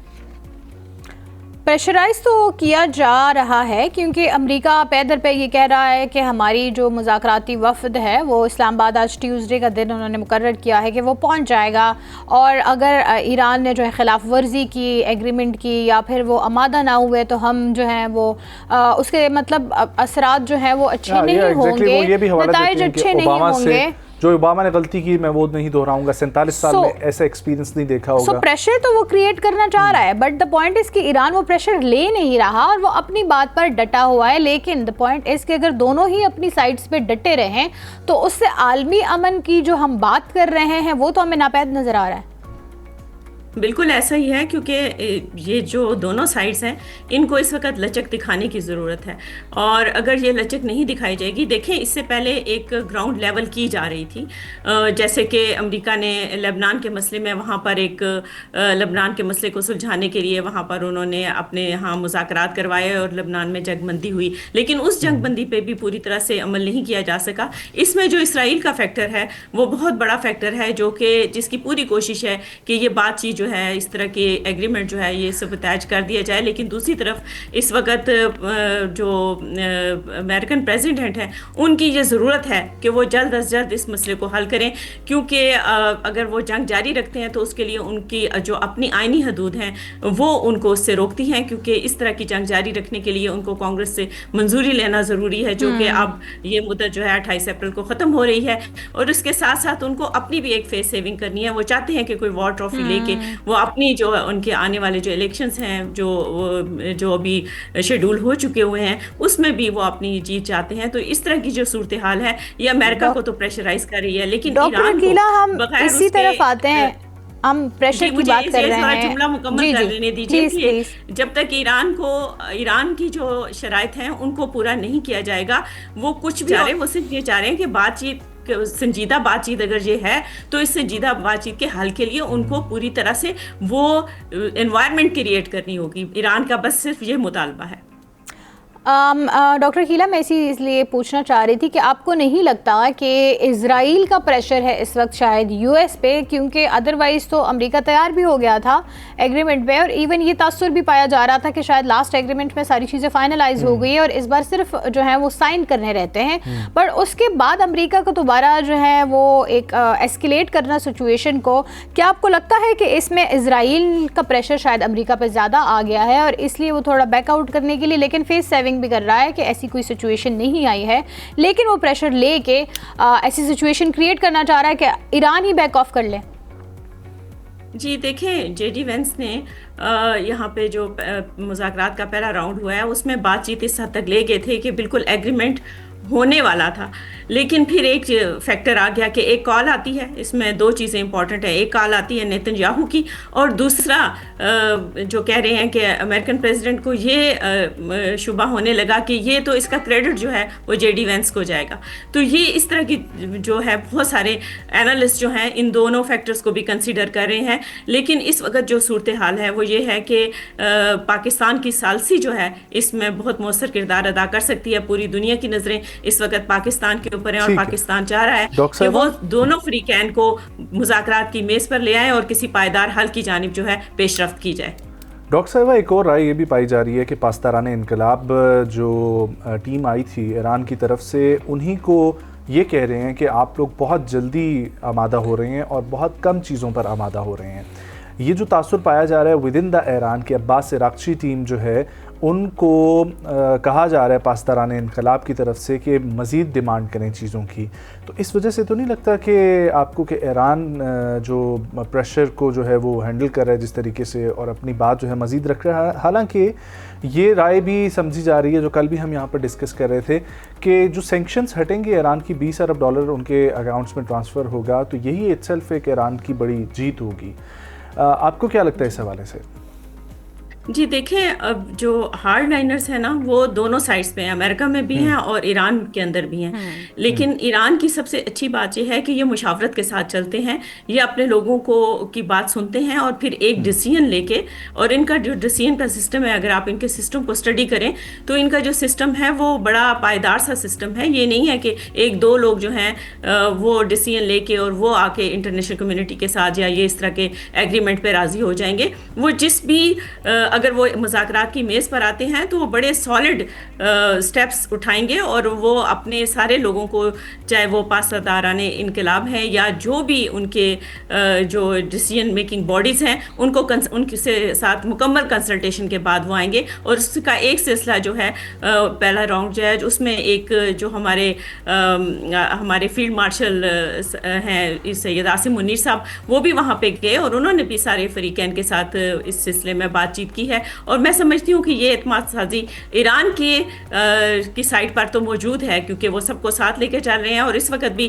آپ دیکھ لیں کہ ایران میں کھانے پینے کی کوئی کمی نہیں, کسی سے انہوں نے مدد نہیں مانگی, انہوں نے دوائیوں کے لیے مدد نہیں مانگی, انہوں نے کسی انفراسٹرکچر کی تعمیر کے لیے کوئی مدد نہیں مانگی. کسی سلسلے میں بھی وہ دوسرے ممالک کی طرف نہیں دیکھ رہے, کیونکہ وہ انٹرنلی مضبوط ہیں اور سب کے سب گروپس کو وہ ساتھ لے کے چلیں گے. اور جو ان کے یہ مطالبات ہیں, میرا خیال ہے وہ جائز مطالبات ہیں. 47 سال کی پابندیوں کے بعد اگر وہ اس سچویشن پہ لے آئے ہیں تو ان کے مطالبات کو, جائز مطالبات کو مان بھی لینا چاہیے اور امریکہ کو لچک دکھانی چاہیے. لیکن ہم یہ سوال کریں گے کہ کیا لگتا ہے آپ کو, جو مذاکرات کی ٹیبل پر آنے کی بات ہو رہی ہے, ٹیوزڈے کا آج دن ہے اور یہی کہا جا رہا ہے کہ آج ایکسپیکٹڈ ہے کہ دونوں مذاکرات کے لیے آ جائیں گے, بٹ کل شام کو جو ہم نے دیکھا ایران کی طرف سے ابراہیم عزیزی نے بھی بیان دیا, اسماعیل بقائی کا بھی یہ کہنا کہ ہم مذاکرات کے لیے نہیں آئیں گے. کیا لگتا ہے آپ کو کہ آ بھی پائیں گے کہ نہیں, اور اگر آ پائیں گے تو یہ مذاکرات حتمی نتائج کے ساتھ ہمارے سامنے آ جائیں گے کہ نہیں؟ دیکھیں, جو رپورٹس ہیں اس وقت جو ڈفرینٹ میڈیا کی سائٹ سے آ رہی ہیں, ایسی کوئی حتمی رپورٹ ہمیں نہیں ملی کہ وہ نہیں آ رہے, کیونکہ ابھی تک کی جو رپورٹس ہیں, جیسے حامد میر صاحب اور باقی لوگوں نے بھی یہ کہا کہ یہ مذاکرات ہوں گے اور انہوں نے کمٹمنٹ کی ہے کہ وہ ضرور آئیں گے. تو ہم انہی پہ انحصار کر سکتے ہیں, کیونکہ ہمارے پاس پرسنلی تو ایسے ریسورسز موجود نہیں ہوتے کہ ہم کوئی اس طرح کی حتمی بات کر سکیں. لیکن جو بظاہر جو رپورٹس ہیں, فارن آفس کے اسپوکس پرسن کا کل ٹویٹ ہم نے دیکھا کہ انہوں نے کہا ہے کہ ہم مذاکرات کے لیے نہیں آ رہے ہیں. نہیں, لیکن کل کے دیکھیں لہجہ بہ لہجہ صورتحال بدل رہی ہے. اس ٹویٹ کے بعد بھی بہت ساری ٹویٹس ہوئی ہیں, اور جو بیک ڈور ڈپلومیسی ہے وہ ہمہ وقت جو ہے وہ اس وقت ایکٹیو ہے, وہ کسی لمحے بھی وہ ختم نہیں ہوئی. تو آپ کو کیا لگتا ہے, ویسے 2 دن پہلے سے پاکستان میں سیکیورٹی کے انتظامات بہت سخت کیے گئے ہیں, ٹائٹ کیے گئے ہیں, تاکہ جو انٹرنیشنل ڈیلیگیشنز آ رہے ہیں ہم ان کو فل پروٹوکول بھی دے سکیں, فل سیکیورٹی کے اقدامات بھی پورے کر سکیں. لیکن اب تک جو ہے وہ ہم نے پیش رفت کوئی نہیں دیکھی ڈیلیگیشنز کے آنے میں, لیکن ہمارے پاکستانیوں کو جو ہے تھوڑا بہت کہیں جانے آنے جانے میں مسائل درپیش آ رہے ہیں. اس پر کیا ویسے کامنٹ کرنا چاہیں گے آپ؟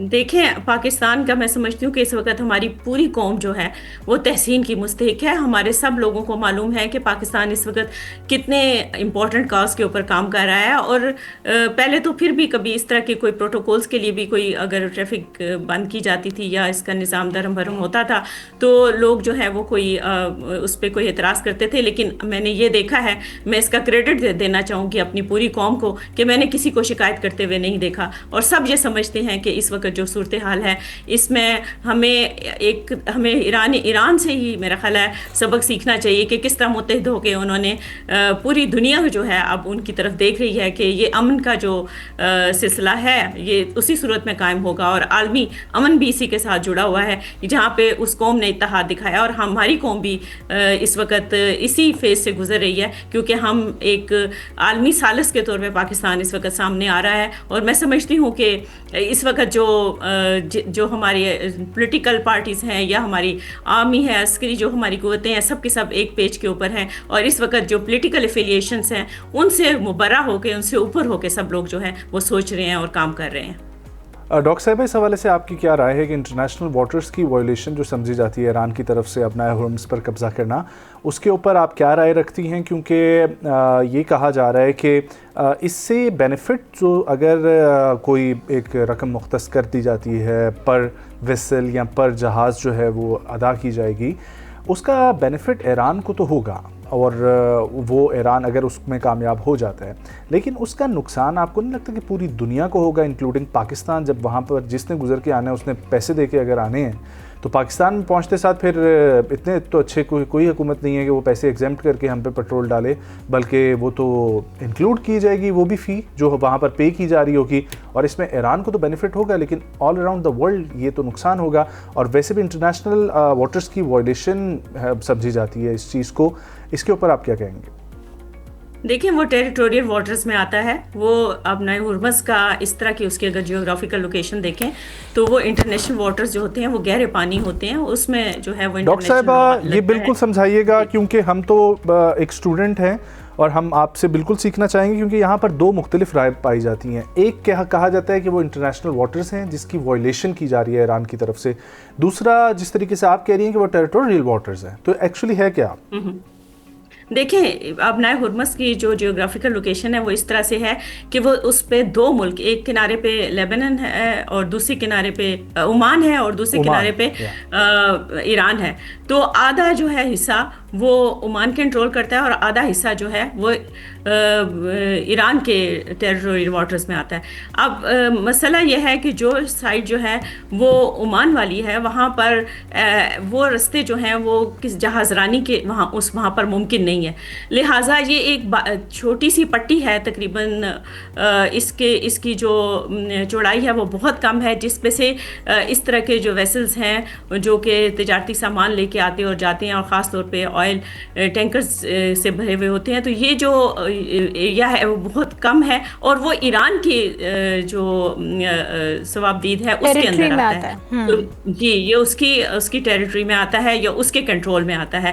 تو ایسی کوئی بات نہیں ہے، اس میں انٹرنیشنل لا جو ہے وہ اس بارے میں یہی کہتا ہے جو ڈیپ سیز ہوتے ہیں نا، جو گہرا سمندر ہوتا ہے، اور یہ 12 نوٹیکل مائلز کا جو ہے وہ ایک معیار مقرر ہے. According to the maritime law 12 nautical miles جو ہے اس تک ٹیریٹوریل آتی ہے باؤنڈریز، لیکن اس کی طرف چونکہ دو گلفس لگتے ہیں، gulf of Oman and Persian gulf, اس کی وجہ سے اس کو according to the international maritime law اس کو کنسیڈر کیا جاتا ہے اور کلاسیفائڈ کیا جاتا ہے as the international territory.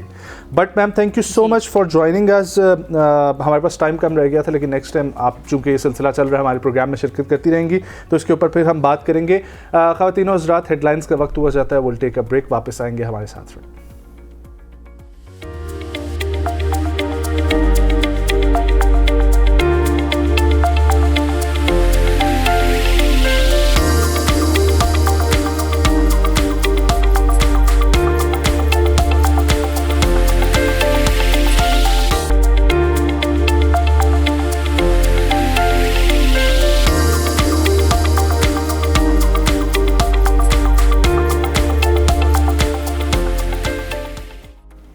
Welcome back viewers. باہمت اور ترقی یافتہ نوجوان پاکستان پروڈیوس کر رہا ہے، اسی کی ایک کہانی آج آپ کے ساتھ شیئر کریں گے اور ایک ایسی شخصیت سے ملاقات کروائیں گے اور ان سے یہ بھی جانیں گے کہ کیسے یوتھ کو ایک ڈائریکشن دی جا سکتی ہے. میرے ساتھ ایک ایسی شخصیت موجود ہیں جو اس وقت پاکستان کی نمائندگی کر رہے ہیں international forums per, including United nation and British parliament, اور برٹش پارلیمنٹ کی طرف سے ان کو جو ہے وہ ینگسٹ ڈپلومیٹ کا بھی جو ہے وہ ایوارڈ مل چکے ہیں، اور پاکستان کے پریزیڈنٹ اور پرائم منسٹر کی طرف سے بھی ان کو ایوارڈز جو ہے وہ نوازے جا چکے ہیں. وہ اس وقت جو ہے وہ پبلک ڈپلومیسی لابسٹ کے طور پر کام کر رہے ہیں ود ان دا پاکستان. جتنی آرگنائزیشنز ہیں، جتنی انسٹیٹیوٹس ہیں، including the military leadership, universities, college, government of Pakistan, Pakistan کے ادارے، ان کے ساتھ آپس میں ایک اچھا رابطہ قائم کرنے کے لیے، نوجوانوں کو پروموٹ کرنے کے لیے. پھر جو انٹرنیشنل ڈیلیگیشنز آتے ہیں ان کو بھی یہاں پر یہ ریسیو کرتے ہیں اور اپنے جو نوجوان باڈی ہے ان کی پوری، ان سے ملاقات کرواتے ہیں، اور خود بھی پاکستان کو انٹرنیشنل فورمز پر چاہے کلائمیٹ کے حوالے سے ہو یا کسی اور مدعے کے اوپر ریپرزینٹ کرتے رہتے ہیں. 2021 میں میری ان سے پہلی ملاقات ہوئی تھی اور ان کا شوق تھا، اس وقت بھی یہ ایک یونیورسٹی میں طالب علم تھے اور ساتھ ساتھ ان کا شوق تھا پاکستان کی سیاست کو جوائن کرنے کا، اور اتنا اچھا جو ہے وہ سوچنا چاہیے کہ پاکستان کی قوم کو لیڈ کرنے کا اور پرائم منسٹر جو ہے وہ بننے کا. اور آہستہ آہستہ یہ قدم اٹھاتے جا رہے ہیں اور ڈاؤن دا لائن آج 2026 میں ہم دیکھیں تو بہت سارے کنٹریز میں پاکستان کو ایز اے ڈپلومیٹ ریپرزینٹ کر رہے ہیں. پاکستان یوتھ کونسل کے president we have with us Muhammad Shahzad Khan. السلام علیکم. وعلیکم السلام. Thank you so much Shahzad, بہت اچھا لگتا ہے مجھے آپ کو گرو کرتے ہوئے دیکھ کر. کیسے ہیں؟ تھینک یو سو مچ، بہت شکریہ نازش، آپ کا شکریہ. Thank you Shahzad. میں تو آپ سے یہی جاننا چاہوں گی، اتنی کم عمر میں اتنی ویژنری سوچ رکھنا اور پھر اس پر عمل درآمد اور عمل پیرا ہونے کے لیے اتنی جگہ میں پاکستان کی ریپرزنٹیشن کرنا، ہاؤ جرنی کیسی رہی آپ کی؟ سب سے پہلے تو ہمارے سرکل میں جب نجم جیسے بڑے بھائی ہو اور آپ جیسی تو ڈیفینیٹلی ایک موٹیویشن ہوتی ہے، اور میرے خیال سے جہاں پہ زیادہ پرابلمس ہو، ہرڈلس ہو، وہاں زیادہ اپارچونیٹیز بھی ہوتی ہیں. اگر آپ بیٹھ کے صرف ایکسکیوزز کرتے ہیں تو میرے خیال سے اس سے کچھ نہیں ہوتا، آپ مر جاتے ہیں، آپ کی زندگی گزر جاتی ہے، but you don't contribute meaningfully to the national progress. لیکن اگر آپ ان کو اپارچونیٹیز میں چینج کریں اور اس کو جو ہے پراپر طریقے سے لے کے جائے تو آپ بہت کچھ کر سکتے ہیں. بچپن سے ہی ایک موٹیویشن تھی ابو کی طرف سے، فیملی کی طرف سے، اور میں جیسے کہ نجم نے کیونکہ بڑی ڈیٹیل ڈسکشن ہوئی تھی پورے ویژن کے مطابق، تو بچپن سے نیوز بہت زیادہ دیکھتے تھے. اس ٹائم ٹیررزم بہت پیک پہ تھی، اور آئی واز تھنکنگ کہ یار کون سا ایسا شعبہ ہے جہاں جا کے آپ ان ایشوز کو ریزالو کر سکتے ہو، ان ٹیررزم کو منیمائز کر سکتے ہو، پاکستان کو ایک اکنامک پروگرس کی طرف لے کے جا سکتے ہو. تو وہی سوچ آل دا ٹائم ذہن میں ہوتی تھی اور رہتی تھی. تو اگر آپ اسپورٹس میں جاتے تھے، مووی دیکھتے تھے، کلاس میں ہوتے تھے، باہر کوئی کمیونٹی ورک کرتے تھے، سوشل میڈیا پہ انگیج ہوتے تھے، تو وہی ایک سوچ، ایک فوکل پوائنٹ رہتی تھی کہ ہم نے اس ملک کو کس طرح سے پراسپیرٹی کی طرف لے کے جانا ہے. تو وہ اس موٹیویشن کے تھرو جو ہے ابھی تھوڑا تھوڑا کر رہے ہیں. ماشاءاللہ، ویری نائس. اچھا، تو یوتھ کاؤنسل پاکستان آپ ایز اے پریزیڈنٹ اس کو دیکھ رہے ہو، یہ ہے کیا اور کیا کیا کن کن چیزوں کے اوپر فوکسڈ ہے آپ لوگوں کا؟ Actually this is the youth council. وہ رجسٹرڈ ہے گورنمنٹ آف پاکستان کے ساتھ ایز اے تھنک ٹینک. اس کے ہمارے چیپٹرز ہیں. دا یوتھ کاؤنسل پاکستان ہمارا ایک چیپٹر ہے جو پچھلے 10 سالوں سے ہم چلا رہے ہیں، اور کمنگ 2026 اور 2027 میں ہم یو کے، یورپ کے اندر، میکسیکو اور مڈل ایسٹرن کنٹریز کے اندر ہم ان کے مزید چیپٹرز اسٹیبلش کرنے کی کوشش کر رہے ہیں. اس کا اسپیسیفک پرپز یہ ہے کہ لاسٹ فیو ایئرس کے اندر جب میں نے وزٹ کیا ڈفرینٹ کنٹریز میں اور وہاں پاکستانی ڈائسپورا دیکھا، اسپیسیفکلی پاکستانی اسٹوڈنٹس جو وہاں پڑھ رہے تھے، تو ان کو ایمبیسیز کی طرف سے جو اسٹیک ہولڈرز تھے ان کی طرف سے کوئی انگیجمنٹ کا پراپر طریقہ کار نہیں تھا. اگر میں آپ کو یہاں پہ ایک بات بتاؤں کہ یو کے لنڈن کے اندر پاکستان کا ہائی کمیشن تمام دنیا میں جتنے ہائی کمیشن اور ایمبیسی سے سب سے بڑا ہے اور سب سے زیادہ سٹاف ہے. لیکن جب میں نے پرسنلی ان سے پوچھا کہ آپ کتنے اسٹوڈنٹس یہاں پڑھ رہے ہوں گے، تو انہوں نے کہا 10 to 15,000، اور اگر آف دا ریکارڈ مطلب ان رجسٹرڈ دیکھے تو 20-22-25,000 تک اسٹوڈنٹس یو کے اندر پاکستانی پڑھ رہے ہیں. میں نے کہا آپ کی کتنے لوگوں تک رسائی ہے، کانٹیکٹ ہے؟ انہوں نے کہا 5-10 تک. And it was really shocking for 5-10,000 یا 5-10 individuals. Okay. اچھا، پھر مجھے شوق اس لیے لگا کہ لاسٹ ایئر پاکستان نے جو سب سے بڑا مارک حق اور بنیان مرصوص کی ایک بہت بڑی، اور اس کے بعد پھر 14 اگست آ رہا تھا، تو I was celebrating 14 August with the consulate and high commission, اور آپ یقین کریں کوئی نئی چیز مجھے نظر نہیں آ رہی تھی. اور میں سوچ رہا تھا کہ یار پاکستان کے وہ 15-20,000 اسٹوڈنٹس کو لندن کی اسٹریٹس میں ہونا چاہیے تھا، دنیا کو بتانا چاہیے تھا کہ پاکستان پیس کی بات کرتا ہے، لیکن پاکستان خود کو ڈیفینڈ کرنے کا طاقت بھی رکھتا ہے. اور وہ کیونکہ ایک ایمبیسڈر یا ایک ہائی کمشنر پاکستان کو ریپرزینٹ نہیں کر سکتا. اگر ہمارا ڈائسپورا 20-30,000 وہاں پہ ہے، صرف اسٹوڈنٹس کی بات کر رہا ہوں، وہ آپ کے ینگ ایمبیسڈرز ہیں، آپ ان کو انگیج کریں، وہ آپ کا کلچر ریپرزینٹ کرتا ہے. تو اس پر آپ کی ملاقات ہوئی ہوگی ڈاکٹر فیصل کے ساتھ؟ بالکل ہوئی ہے. تو ڈاکٹر فیصل نے آپ کو کیا کہا، کیونکہ Pakistani high commission to London اس وقت وہی ہیں؟ جی بالکل، ان سے ملاقات ہوئی تھی اور ان کی طرف سے ایک پازیٹیو رسپانس تھا. لیکن آپ کو پتہ ہے بیوروکریٹک اسٹرکچر ایمبیسیز کے اندر بھی موجود ہے، تو وہ اس طرح سے سپورٹ اور اس طرح سے کوئک رسپانس جو ہے تھوڑا سا ٹائم ٹیک. تو آپ انگیجمنٹ کے لیے آپ لنڈن میں یا یو کے اوور آل میں کیا کر رہے ہیں، یا پھر کیا کرنا چاہتے ہیں، کیا ویژن لے کے گئے ہیں؟ بالکل، پاکستان کی جو پاپولیشن ہے اس میں 70% 35 ایج کے انڈر لوگ ہیں، اور انڈیا نے پچھلے 3-4 بڑے اٹیمپٹ کیے پاکستان کو ملیٹریلی شکست دینے کی. بالکل. اور اس کے ساتھ پھر ابھی ہمارا ایک گلف کے اندر بھی ایک پرانا دوست، اور پھر اسرائیل کی بھی بات کرے، اور پھر ہمارا پڑوسی افغانستان، مطلب بدقسمتی سے ان کی گورنمنٹ بھی انوالو ہو کے، تو انہوں نے بھی کوششیں کی، لیکن ملیٹریلی بندوق سے وہ پاکستان کو ڈیفیٹ نہیں کر سکے. یہ ریئلائز ہو گئی ان کو. پھر انہوں نے یہ سوچا کہ ہم پاکستان کے نوجوانوں کے ذہنوں کے اندر اپنے اداروں اور لیڈرشپ کے خلاف کوئی ایسی جو ہے وہ پراکسی شروع کر رہے کہ پاکستان جو ہے اندر سے ڈیوائڈ ہو جائے. اس کی جو چیز ہے وہ نہ پاکستانی اسٹیٹ نے، نہ پاکستانی گورنمنٹ نے شائع کی، بلکہ یہ यूरोपियन यूनियन की डिसइंफॉर्मेशन लैब्स की अपनी रिपोर्ट्स पब्लिश हुई और उन्होंने कहा कि पिछले 2 दहाई 20 सालों से इंडिया मिलियंस ऑफ डॉलर जो है वो लगा के local channels, national channels, international channels, websites, newspaper, social media को फंडिंग कर रहा है पाकिस्तान को नेगेटिव प्रोपेगेंडा के टेररिस्ट डिक्लेयर करो, पाकिस्तान टेररिज्म में इन्वॉल्व है। फिर वही चीज़ जो मेरे जैसे नौजवान अगर अपने वज़ीर आज़म से या लीडरशिप से गिला करते हैं तो वो ज़्यादा पंप हो जाते हैं कि वाकई यार ये तो सच है, पाकिस्तान तो गलत कर रहा है। और फिर हमारे पख्तूनख्वा के अंदर जो टेररिज्म हो रही है फिर उसमें बहुत से ज़्यादा प्रॉक्सीज चल जाती है बलूचिस्तान के अंदर, तो नौजवानों को डिवाइड किया जाता है। हमारा पर्पस ये है, यूथ काउंसिल ये किसी को सपोर्ट नहीं करती ना किसी के अगेंस्ट है। हम चाहते हैं कि ये मुल्क उन 70% नौजवानों का है, फ्यूचर बिलोंग्स टू देम, उनको मोबिलाइज करना है। उन्होंने अपने लिए इकोनॉमिक प्रोग्रेस की भी बात करनी है, उन्होंने एजुकेशन के अंदर भी खुद को एम्पावर करना है, उन्होंने पाकिस्तान का जो आपने बाहर की भी बात की, हमारा पर्पस ये है कि हम बाहर जाके सोशल मीडिया पे, टीवी पे तो आप लोग चला लेते हैं, लेकिन पाकिस्तानी स्टूडेंट्स जाके ब्रिटिशर्स के साथ बैठ के, यूरोपियंस के साथ बैठ के, अफ्रीकन्स के साथ बैठ के आपका कल्चर रिप्रेजेंट करे, आपका सॉफ्ट इमेज बताए कि हम हैं कौन, कितने मेहमान नवाज है, कितने पीस लविंग है।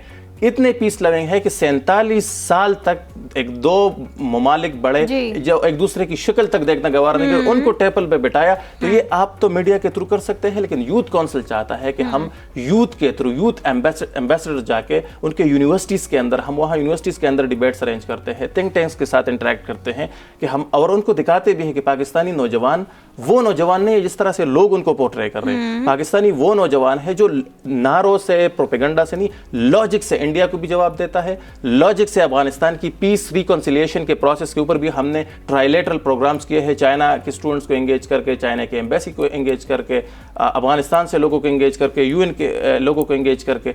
तो इस तरह से हम कोशिश कर रहे हैं कि पाकिस्तानी जो यूथ है, नौजवान है, इसी प्लेटफॉर्म से वो पीस की बात करे, वो रीजनल इकोनॉमिक इंटीग्रेशन की बात करे। सीपेक के साथ हमने एक सजेशन दी थी, बल्कि एक पूरा पेपर दिया था केपेक के नाम से, जिस तरह सीपेक है वो केपेक है, खैबर पास इकोनॉमिक कॉरिडोर। इसी सीपेक को आगे अफगानिस्तान और सेंट्रल एशियन स्टेट्स तक लेके जाए कि इकोनॉमिक प्रोग्रेस और इकोनॉमिक जो है वो प्रॉस्पेरिटी की तरफ जितने भी हमारे खैबर के एरियाज है, फाटा के एरियाज है, वहाँ के लोगों को हम इकोनॉमिकली एम्पावर करें, स्मॉल बिजनेसेस जो है वहाँ पे एस्टेब्लिश करें। और इसी तरीके से जो है इंटरनेशनल लेवल पे भी जितने भी इंटरनेशनल पार्लियामेंट्स है, यूरोपियन पार्लियामेंट की आपने बात की, ब्रिटिश पार्लियामेंट की बात की, वहाँ पे जो पार्लियामेंटेरियंस है जो इलेक्ट होके आए हैं उनके साथ हम अपने नौजवानों को एंगेज करते हैं कि वो लॉबिंग करें। अपने पब्लिक डिप्लोमेसी लॉबिस्ट की बात की, मैं उसी तरह काम कर रहा हूँ ताकि वो लॉबिंग करे पाकिस्तान के सॉफ्ट इमेज को प्रमोट करने में। फिर हम उन डेलीगेशंस को पाकिस्तान इनवाइट करते हैं कि आप आए यहाँ खुद देखें, ये सिर्फ वो चीज़ नहीं है जो हम फीड कर रहे हैं आपको कि हम अच्छे लोग, आप आए खुद ऑब्जर्व करें, खुद जो है वो उस पर रिपोर्ट्स लें, खुद सर्वे करें और खुद जाके उस पर डिबेट भी होती है ब्रिटिश पार्लियामेंट के अंदर भी, यूएन के अंदर भी। Very nice. तो इस तरह से शहजाद, आप लोगों को ज्वाइन करने का तरीकाकार क्या है? क्योंकि जिस तरीके से आपने बताया तो बहुत अभी तो लोगों की आपको भी ज़रूरत होगी, और पाकिस्तान के अंदर बहुत सारी ऐसे नौजवान बैठे हैं जिनको समझ नहीं आती कि एक प्लेटफॉर्म नहीं उन्हें मिलता इस तरीके से काम करने के लिए। So how they can join you? हमारा तो बड़ा सिंपल है, हमारा वेबसाइट के ऊपर भी रजिस्ट्रेशन एक सिंपल सा लिंक है, इंस्टाग्राम के बायो में भी एक सिंपल सा रजिस्ट्रेशन लिंक है। सिंपल बेसिक डेटा वहाँ पे हमारी टीम आपसे चाहती है और आप वहाँ पे जो है एनरोल हो सकते हैं। विद इन 15 वर्किंग डेज हमारी टीम आपको रीच आउट करती है, वो फिर व्हाट्सएप ग्रुप्स में ऐड करती है, फिर हर बंदे के अपना एक आईडी कार्ड बनता है, ओथ सेरेमनी होती है, एक इंटरेक्शन होता है, और नेशनल लेवल पे भी हम कोशिश करते हैं। फिर हमारे डिफरेंट डिपार्टमेंट्स हैं, जैसे कि हमारा एक सेक्रेटरी इंटरनेशनल अफेयर है, एक सेक्रेटरी क्लाइमेट एंड एनवायरनमेंट है, इसी तरह डिफरेंट डिपार्टमेंट्स है। और उन डिपार्टमेंट्स के थ्रू हमारे फिर अगर क्लाइमेट की मैं बात करूँ तो कैंपस क्लाइमेट एम्बेसडर्स है हर यूनिवर्सिटी के अंदर, कैंपस हेड्स है हर यूनिवर्सिटी और कॉलेज के अंदर, एक एक हेड है और वो मेंबर्स को मोबिलाइज करता है। ठीक है। पाकिस्तानी गवर्नमेंट कोई किसी मद में आपकी मदद कर रही है इसमें? नहीं, इस मद में अभी तक पाकिस्तानी आपने कहा ना गवर्नमेंट के साथ रजिस्टर्ड है आप, वो तो रजिस्टर्ड है ना, तो नहीं मैं कह रही हूँ उसी वजह से वो अप्रिशिएट भी नहीं करते या कुछ मतलब मदद नहीं करते in terms of funds, in terms of motivation, in terms of. और मैं एक चीज़ से ना, क्योंकि मेरा एक्सपीरियंस जो रहा है अपना भी, मैं वो भी आपके साथ शेयर करूँ कि पाकिस्तान के अंदर जितने डिप्लोमेट्स हैं ना यहाँ पर आए हुए, उनसे मिलना आसान है। पाकिस्तान से बाहर जाके जो मिनिस्टर्स हैं उनसे मिलना भी आसान है, हमारे अपने मिनिस्टर से मिलना मुश्किल है। ये बात तो आपकी बिल्कुल ठीक है। جو ہمیں جانتا بھی ہوگا ایگزیکٹلی ٹھیک ہے, اس کا سیکٹری بھی جانتا ہوگا, لیکن اس سے ٹائم لینا مشکل ہو جاتا ہے. اچھا, یہ سارا پروسیس ہم سیلف سپورٹ پہ کر رہے ہیں, مطلب اگر ہمارے فورن سے کچھ لوگ آتے بھی ہے تو یہاں سے کوئی سپورٹ ہمیں نہیں ملتی. تو آپ ان کو کس طرح فیسیلیٹیٹ کرتے ہیں, کیونکہ ظاہر ہے انٹرنیشنل کوئی ڈیلیگیشن آتا ہے تو آپ نے ان کو ٹھہرانا بھی ہے, آپ نے ان کے مطابق ان کو سرو بھی کرنا ہے, رائٹ؟ ایگزیکٹلی, بالکل. So how do you manage? بہت ڈیفیکلٹ ہوتا ہے. پھر ان کی مطلب اگر وہ موومنٹ کرتے ہیں تو ان کی ٹرانسپورٹیشن کا بڑا ایشو ہوتا ہے, اور اس کے باوجود بھی فورن آفس اس میں کافی زیادہ انوالومنٹ کرتی ہے. باقی جو ہے سیکورٹی کے معاملات بھی ہوتے ہیں. نہیں تو اپنے بل بوتے ہوئے کیسے کر رہے ہیں, مطلب آپ کو کوئی گورنمنٹ کی سپورٹ, کسی انسٹیٹیوشن سے کوئی سپورٹ؟ کسی انسٹیٹیوشن سے ابھی تک ہمارے 10 سال ہونے کو تو ہے. آپ نے جو یونائٹڈ نیشن جا کے ریپرزینٹ کیا تھا پاکستان کو, اس میں بھی کسی نے سپورٹ نہیں 2 times I represented پاکستان. تو اپنا سب کچھ خرچہ اس دن ہمارے پاس آپ نے خرچہ بھی اپنا خود کیا جاتا ہے؟ بات ہے ایگزیکٹلی, سب کچھ جو ہے وہ نہیں تو آپ انٹرنیشنلی جو پاکستان کو ریپرزینٹ کر رہے ہیں, سو ویسے ہی آپ پاکستان کو ریپرزینٹ کر رہے ہیں, دیٹ اٹ سیلف اسپیکس اے لاٹ. پھر آپ انٹرنیشنلی کسی فورم پہ جا کے پاکستان کی بات کر رہے ہیں, وہاں کے کلچر کو ریپرزینٹ کر رہے ہیں, سو آپ اس سے پہلے کسی کو اپروچ نہیں کرتے ہیں to fund you for that special event? Approach کیوں نہیں کرتے, ہم تو ڈے فرسٹ سے جو ہے بہت کوشش کرتے ہیں. اگر بہت بڑی چیز کیا ہو جاتی ہے کہ مطلب وہ ہمارے ساتھ مل کے ایک میٹنگ کر لیتے ہیں اور کہتے ہیں کہ دیکھ لیتے ہیں, لیکن اس کے بعد اس کی ٹیم بالکل فیسیلیٹیٹ نہیں کرتی آپ کو کہ آپ دوبارہ ایک میٹنگ. آپ نے پرائم منسٹر یوتھ پروگرام کو اپروچ کیا ہے, ان کو اپنا آئیڈیا بتایا ہے, اپنا ورک دکھایا ہے کہ ہم یہ کر چکے ہیں؟ رانا مشہود صاحب کی بات کر رہے ہیں. ایکچولی یہ یوتھ پروگرام جب پریویس گورنمنٹ میں بانی پی ٹی آئی نے شروع کیا تھا تو اس ٹائم سے عثمان ڈار صاحب اس کو دیکھتے تھے. ہم اس ٹائم سے لے کے ابھی تک کنٹینیوسلی ان ٹچ ہوتے ہیں, کنٹینیوسلی ریکویسٹ کرتے ہیں. لیکن میں آپ کو ایک سمپل سی بات کروں, کام تو ہم آلریڈی کر رہے ہیں نا. آپ تو فائنینشیل سپورٹ کی بات کر رہی ہے, اس کو چھوڑیں. کشمیر ایشو کے اوپر ہم کافی کام کر رہے ہوتے تھے, ابھی بھی کر رہے ہیں. اس کو ہائی لائٹ کرنے میں, اس کو جو پاکستانی اسٹوڈنٹس ہیں تاکہ وہ آرٹیکلز لکھے, ان پہ بولے, انٹرنیشنلی اس کو ہائی لائٹ ہو جائے. جو پریزیڈنٹ آپ ایج اے کہتے اس ٹائم بڑا نام ہے مسعود خان صاحب, جو ہے وہ امریکن ایمبیسڈر بھی رہ چکے تھے. ان کو ملٹیپل ٹائم, اور اس کے ساتھ شریعہ افریدی صاحب کشمیر کمیٹی کے چیئرمین تھے, ابھی نون صاحب جو ابھی کرنٹ چیئرمین ہے کشمیر کمیٹی کے, ان کو ملٹیپل ٹائم ہم نے پروپوزلز دیے, ریکویسٹ کی کہ آپ صرف ایسا کریں کہ فورن آفس کے تھرو جو یو این کے یوتھ انوائے ہے, جو برٹش کے یوتھ پلیٹ فارمس ہے, ایس سی او کا یوتھ ایک پلیٹ فارم ہے, آپ صرف ایک نوٹیفیکیشن سرکولیٹ کریں کہ وہ ہمارے ساتھ ایک ان ٹچ ہو جائے کہ ہم اس ایشو کو ہائی لائٹ کریں. ابھی تک ان کے اوپر کوئی سیریسنس, ان کے اوپر نہ ان کے پیسے لگتے ہیں, کچھ بھی نہیں لگتا. جو ایک ڈاکومنٹیشن ہوتی ہے تو اور ویسے بھی دیکھیں یوتھ, آپ یوتھ کے لیے کام کر رہے ہیں, یوتھ کی اویئرنیس کے لیے کام کر رہے ہیں, تو وہ تو کسی حکومت سے جڑا ہوا ہے ہی نہیں نا کہ ہاں اس سے پرانی حکومت کا کام تھا یا پھر آپ کی. سو اگر آپ آئی ووڈ لائک کہ اگر کوئی بھی ہمیں اس وقت سن رہا ہے حکومت سے, دیکھیں یہ صرف حکومت کا کام نہیں ہے کہ کوئی ایک حکومت چینج ہو جائے تو پچھلی حکومت کا جو کام تھا, بے شک وہ یوتھ کو بااختیار بنانے کے لیے, یوتھ کی اویئرنیس کے لیے, یوتھ کی بہتری کے لیے ہے, کیونکہ یوتھ کی بہتری سے ہماری ملک کا فیوچر جڑا ہے. وہ اپنے انڈیویجولی پرسنل مفادات کے لیے کام نہیں کر رہے ہیں, بلکہ وہ ملک کے مفاد کے لیے کام کر رہے ہیں. سو خدارہ ان کو سپورٹ کیجئے, اور ان کو صرف سپورٹ نہیں کیجئے, ان کو جہاں جہاں فائنینشیل سپورٹ کی ضرورت ہے وہ بھی دیجئے. یہاں پہ میں صرف ایک چیز ایڈ کرنا چاہوں گا کہ یہ ساری جو ہمارے ضروریات ہے, ہمیں سپورٹ چاہیے, وہ ہم نے سامنے رکھ دیے.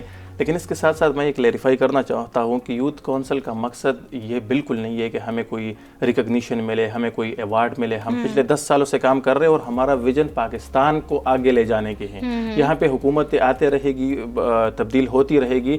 ان کو اگر لگتا ہے کہ ہم کچھ کر رہے ہیں تو دے کین سپورٹ اس, لیکن ہمیں اس چیز کی اس پہ نہیں بیٹھے ہوئے کہ ہم وہ سپورٹ کریں گے تو ہم کام کریں گے, اس کے بغیر بھی ہم جو ہے. اچھا شہزاد, یوتھ کونسل کا ایک اور ویژن جو میں نے آپ کا دیکھا ہے ایس ڈی جیز کے حوالے سے, سسٹینیبل ڈیولپمنٹ گولز کو پاکستان میں اچیو کروانے کے حوالے سے آپ کیا کام کر رہے ہیں, اس کے اوپر کتنی ایڈوکیسی اینڈ ڈپلومیسی ہو رہی ہے؟ سسٹینیبل ڈیولپمنٹ گولز کے اوپر ہم اویئرنیس کی حد تک کام کر رہے ہیں, اور دوسرا پالیسی لیول پہ.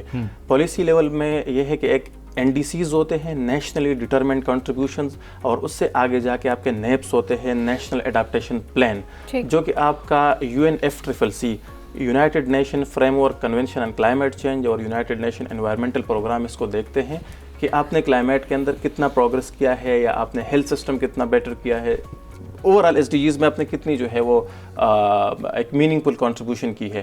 تو اس میں پالیسی لیول پہ ہم اسپیسیفکلی کلائمیٹ والی سائٹ پہ کام کر رہے ہیں, جیسے کہ جو کلائمیٹ کا ہیڈ کوارٹر ہے وہ بینکاک تھائی لینڈ میں ہے. وہاں پہ جو ہے ہماری ایشیا اینڈ پیسیفک کنٹریز کے جتنے بھی ینگ لیڈرز ہیں, ان کی گورنمنٹ ریپرزنٹیٹیوز ہیں, ان کے ساتھ جو ہے بات ہوتی ہے, اس پہ ڈیولپمنٹ پہ بات ہوتی ہے. اور دوسری سب سے امپورٹنٹ ہے کہ ہم اویئرنیس لیول پہ بات کرتے ہیں. مثال کے طور پر ہم نے اپنے ممبرز کو یہ اسٹرکٹلی بتایا ہوا ہے کہ آپ کے اوپر بھی اور آگے جتنے بھی آپ کے فیملی ممبرز ہیں, ہاسٹلز ہے, یونیورسٹیز ہے, نو یوز آف پلاسٹک بیگ. اگر آپ برتھ ڈے سیلیبریٹ کرتے ہیں تو کوشش کریں کہ آپ چوری وغیرہ گھر سے لے کے آئے, آپ وہ پلاسٹک کی سپونز اور وہ فوکس نہ یوز کریں. اور اس کے ساتھ اگر آپ کوئی آرٹیکل لکھتے ہیں, کوئی فائنل پروجیکٹس کرتے ہیں تو وہ کلائمیٹ چینج کے اوپر کریں. اور اس کے ساتھ ساتھ جو ہے پلانٹیشن ڈرائیو ہے, کلینلینس ڈرائیو ہے. پھر اس میں سب سے انٹرسٹنگ چیز یہ ہے کہ جو چیزیں ہم یوز کر رہے ہوتے ہیں, جو کپڑے ہم پہن رہے ہوتے ہیں, اس میں بھی بہت سی ایسی چیزیں ہیں جس میں ہم کیٹیگرائز کر سکتے ہیں اور کاربن فٹ پرنٹس کو کم کر سکتے ہیں کہ جس میں کم پانی لگتا ہے اس کے. مثال کے طور پر ایک کاٹن سوٹ اور دوسری طرف ایک جینز, تو جینز کے اوپر تقریباً کوئی تھاؤزنڈز میں سے گیلنز پانی لگتا ہے اس کی پوری پروسیسنگ اور بنانے میں, لیکن اس کے اگینسٹ اگر ایک کاٹن سوٹ آپ پہنتے ہیں تو اس میں کافی کم لگتا ہے. تو ہر بندہ کہتا ہے یار اس سے کیا ہوگا, لیکن اس سے بہت کچھ ہو سکتا ہے اگر انڈیویجول اس پہ جو ہے وہ کام کرے تو اس پہ جو ہے وہ کافی قطرے قطرے سے دریا بنتا ہے. بالکل. تو یو آر رائٹ. لیکن اچھا مجھے یہ بتائیں, آپ نے جب 10 سال پہلے یہ کام شروع کیا تھا, یوتھ کی اویئرنیس کا بیڑا اٹھانا اپنے چھوٹے نازک کندھوں پہ, اس ٹائم پہ آپ کو کیا ہرڈلز پیش آئی تھی, کیا چیلنجز اس وقت پیش آئے تھے؟ اور اب آپ دیکھ رہے ہیں کہ یہ یوتھ جو ہے وہ واقعی میں باشعور ہو رہی ہے, با اختیار ہو رہی ہے, ان کو سمجھ بوجھ ہے, وہ سوال اٹھاتے ہیں, وہ رائٹ ٹو انفارمیشن کو پریکٹس کرتے ہیں. شروع میں تو ہرڈلز کافی تھے کیونکہ بالکل اندھیرا تھا, سمجھ نہیں آ رہی تھی کہ کیا کرنا ہے, بس شروع کیا. اور یہ ایک موٹیویشن بھی ہے ہمارے یوتھ کے لیے کہ اگر میں کر سکتا ہوں تو آپ تو کافی پریویلیج ہے مجھ سے اور آپ کر سکتے ہیں. اور ضروری نہیں ہے کہ ہر بندہ آپ کو راستہ دکھاتا ہے. اکثر لوگ پوچھتے ہیں کہ یار کیسے کریں, آپ شروع کریں, پھر راستے جو ہے وہ خود سامنے آ جاتے ہیں. یوتھ کی آپ نے بات کی تو ٹائم کے ساتھ انفارمیشن تو آ رہی ہے, ایک ایڈوانسمنٹ آ رہی ہے, لیکن ایک چیز جو اس ملک کو سخت سے سخت ضرورت ہے وہ ایک میچور یوتھ کی, ایک رسپانسیبل یوتھ کی ضرورت ہے. میں یہ نہیں کہہ رہا کہ ہمارے یوتھ ایسے نہیں ہیں, لیکن ان کو مزید رسپانسبلٹی کے ساتھ چیزوں کو دیکھنا, اپروچ کرنا, ڈیل کرنے کی ضرورت ہے. اور اس میں سب سے فرسٹ تھنگ آتی ہے ان کا اپنا آپ. میں جب نکلتا ہوں میں کہتا ہوں میں نے دنیا چینج کرنا ہے, اس دنیا کے لیے سب سے پہلے مجھے چینج ہونا ہوگا. لیکن آپ کو نہیں لگتا کہ اگر گھر میں کسی کے جو ہیں وہ کوالٹی آف ایجوکیشن اس طرح نہیں ہے جو ایک پریویلیجڈ کڈ کے پاس ہے, ٹھیک ہے, اور وہ اسی کشمکش میں لگا رہے گا کہ وہ جس اسکول میں پڑھ رہا ہے, جس طرح کے وہ کپڑے پہن رہا ہے, میں ویسے نہیں پہن رہا, اگر وہ بچہ اسی کشمکش میں پیدا ہو رہا ہے, اسی کشمکش میں بڑا ہو رہا ہے, تو وہ ملک کو سدھارنے کے چکر میں پہلے تو وہ اپنے آپ کو سدھارنے کا ہی سوچے گا. آپ کو نہیں لگتا ایسا کہ پہلے ہمیں اس چیز کو چینج کرنے کی ضرورت ہے, ایجوکیشن لیول سیم ہونا چاہیے, ادارے سیم کام کرنے چاہیے, اس کے بعد ہمارے بچے جو ہیں وہ سیم لیول پہ جا کے ملک کے بارے میں سوچیں گے؟ اب اس میں ملٹیپل چیزیں ہیں. سنگل نیشنل کریکولم آیا تھا ایک ٹائم پہ, اب بہت سے لوگوں نے اس کو اپریشیٹ کیا کہ بیکن ہاؤس کا بچہ اور ایک گورنمنٹ اسکول کا بچہ ایک ہی جگہ پہ بیٹھ کے, لیکن اس کے پیچھے کانسپریسیز بہت زیادہ تھی, تو وہ نہیں ہوا کامیاب. ہاں, کانسپریسیز تھی بھی بڑی خطرناک قسم کی, جیسے کہ طالبانائزیشن ہوا تھا 80s کے اندر, اور پھر اس کے بعد تو اس میں یہ تھا کہ اگر اس سنگل نیشنل کریکولم کو آپ اٹھا کے دیکھیں تو اس میں جتنی بھی ریلیجن سے ریلیٹڈ یا قرآنک آیات سے اس سنگل نیشنل کریکولم جو اسکول کے لیے بنا تھا وہ سارے کے سارے جہاد سے ریلیٹڈ ہیں. ٹھیک ہے, اب پلان یہ تھا کہ یہ جو طالبان آئے, اچھا اس ٹائم پہ جب فالہ کابل ہوا تو میں ریڈیو پاکستان پہ جو ہے ایک انٹرویو دیا تھا, اور اس ٹائم میں نے کہا تھا کہ یو ایس کی ایک فورن پالیسی ہوتی ہے, ایک گرینڈ اسٹریٹجی ہوتی ہے, اور یو ایس کی گرینڈ اسٹریٹجی یہ ہے چائنا کی کنٹینمنٹ, اور وہ اس خطے سے نہیں نکلے گا. جن طالبانوں کو آپ لوگ اپریشیٹ کر رہے ہو, زنجیریں توڑنے کی بات کر رہے ہو, یہ ایک ایڈوانس فارم ہے, کیونکہ 20 سال ہم تھک گئے ان لوگوں کے ساتھ جو یو ایس کے ٹروپس تھے یہاں پہ. انہوں نے مجھے یہ بتایا کہ اگر میں آپ کا سیٹ لینا چاہتا ہوں تو مطلب ہاتھا پائی کے بغیر کس طرح میں لے سکتا ہوں, اور ایک پوری ملک کی گورنمنٹ لیتے ہیں لوگ, اور ایک ڈراپ آف بلڈ جو ہے وہاں پہ نہیں گرتا. دوسری بات یہ ہے کہ UN چارٹر کے مطابق اگر اسی طرح کی سچویشن ہو جس طرح افغانستان میں تھی, اور وہاں ٹروپس کو آپ نکال رہے ہو, تو آپ کی ذمہ داری بنتی ہے کہ آپ سویلین गवर्नमेंट को आपके अड्डे हैं, आपके टैंक्स हैं, वो सिविलियन गवर्नमेंट को हैंड ओवर करते हो। रिकॉन्सिलिएशन के प्रोसेस में आप पॉलिटिकल इंस्टीट्यूशन बिल्ड करते हो। जरगा सिस्टम जितना पश्तूनों का है या बाकी ताजक वगैरह, आप उसको आबाद करते हो और उस सिस्टम को पुश करते हो। यूनाइटेड स्टेट उन्होंने डायरेक्ट विथड्रॉ किया और ये लोग आ गए, ठीक है। अब उसमें यह था कि जितने भी सेंट्रल एशियन स्टेट्स है, इस्लामिक आर्क है, मैं सिर्फ कंक्लूड करना चाह रहा हूँ, उसके अंदर ये लोग कह रहे थे कि पाकिस्तान में जितनी भी ये तालिबानाइजेशन हुई थी वो चीज़ तो अब नहीं हो रही। अब लोग बशऊर हो गए, लोग कहते यार ये तो हम इस्तेमाल हुए थे, डॉलर्स लिए थे, ये सारी कहानी आप सबको पता है। लेकिन अब वो पाकिस्तान के थ्रू नहीं हो सकता, तो वो अफगानिस्तान के तालिबान के थ्रू होगा। चाइना की कंटेनमेंट, यूगर मुस्लिम के साथ जो हो रहा है, इस्लामिक आर्क के लोग बंदूक उठा के करेंगे। लेकिन पाकिस्तानी जो जनरेशन है, जो उस स्कूल से पढ़ के आएंगे, जो उन जहाद के मजामीन पढ़ेंगे, वो एटलीस्ट मॉरली सपोर्ट करेंगे कि भाई मुसलमानों के साथ गलत हो रहा है, तो चलो उसकी तरफ जाओ। तो उसमें यह था कि यार रीजन तो तरक्की नहीं करेगा ना, फिर भी पॉइंट आपका बिल्कुल ठीक है।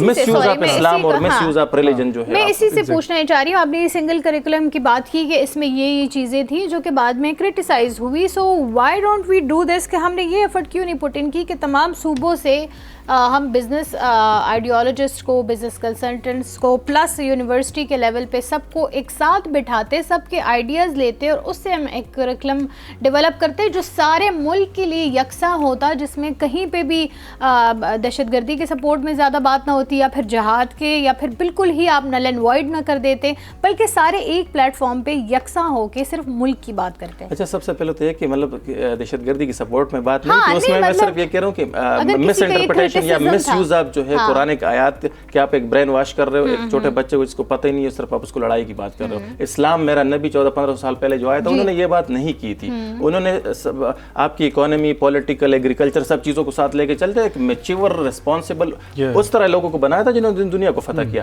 दूसरी बात जो आपने की, अगर विल होना तो ये पूरा स्ट्रक्चरल चेंज चाहिए इसके लिए। Exactly, हाँ। फिर ये नहीं है कि बेकन हाउस में पढ़ेगा, रूट्स में पढ़ेगा, सरकारी स्कूल में पढ़ेगा, सब चीजें। अगर स्ट्रक्चरल चेंज, अगर आप यूरोप को देखो, वेस्ट को देखो, चाइना को देखो, जितने भी डेवलप्ड स्टेट्स है, उनकी तरक्की के पीछे सिर्फ एक रीजन जो मैं समझता हूँ है, वो उनकी एकेडेमिया और इंडस्ट्री के अंदर एक लिंकेज है, जो यहाँ पे बिल्कुल नहीं है। यहाँ पे बच्चा पढ़ेगा, बच्चा पढ़ने के बाद जलील होगा अनपेड इंटर्नशिप के लिए, और कंपनी को चाहिए 10 साल एक्सपीरियंस वाला बंदा। कैसे वो प्रोवाइड करेगा? एक्सपीरियंस आएगा ही कहाँ से? सिर्फ जो मल्टीनेशनल का कॉर्पोरेशन से। आज हमने ना इंटरव्यू की ये साइड कवर की कि आपने पाकिस्तान के हवाले से जो आपकी राय थी वो शेयर की। किसी दिन हम बात करेंगे स्पेसिफिकली यूथ के हवाले से, क्योंकि अभी तो वो बात ही नहीं की कि यूथ को, क्योंकि हमारी जितनी डिबेट हुई है वो ये हुई है कि पाकिस्तान के नैरेटिव बिल्डिंग, पाकिस्तान को सपोर्ट हमें करना चाहिए, यूथ को भी पाकिस्तान के लिए काम करना चाहिए। But what about the youth? Youth का हाथ पकड़ने को कोई तैयार इस वक्त नहीं हो रहा।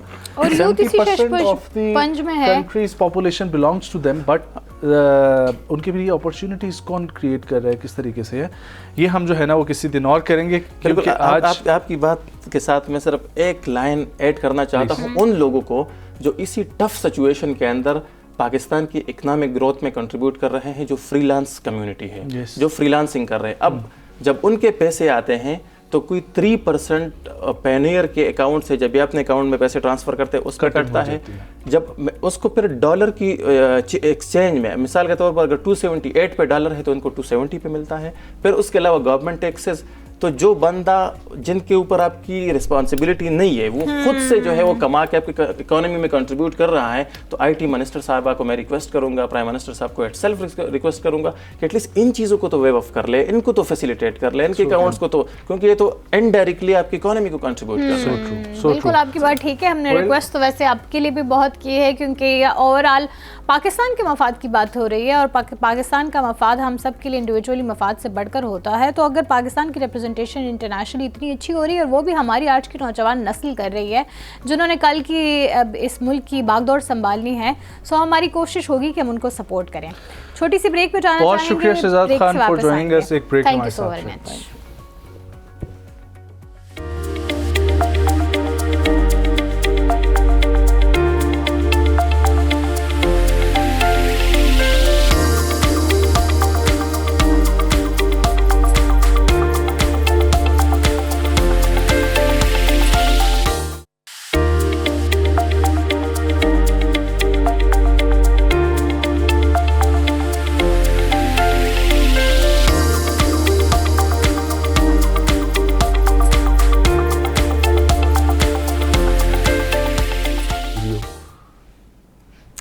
बैक नाज़रीन, और अब हम बात करेंगे बेहतर तर्ज़ ज़िंदगी। और बेहतर तर्ज़ ज़िंदगी में बहुत सारी चीज़ें आती हैं, लेकिन हम उनको नेगलेक्ट करके सिर्फ़ और सिर्फ या तो काम पे तवज्जो देते हैं या फिर इलेक्ट्रॉनिक गैजेट्स की मदद से मसरूफ़ रहते हैं।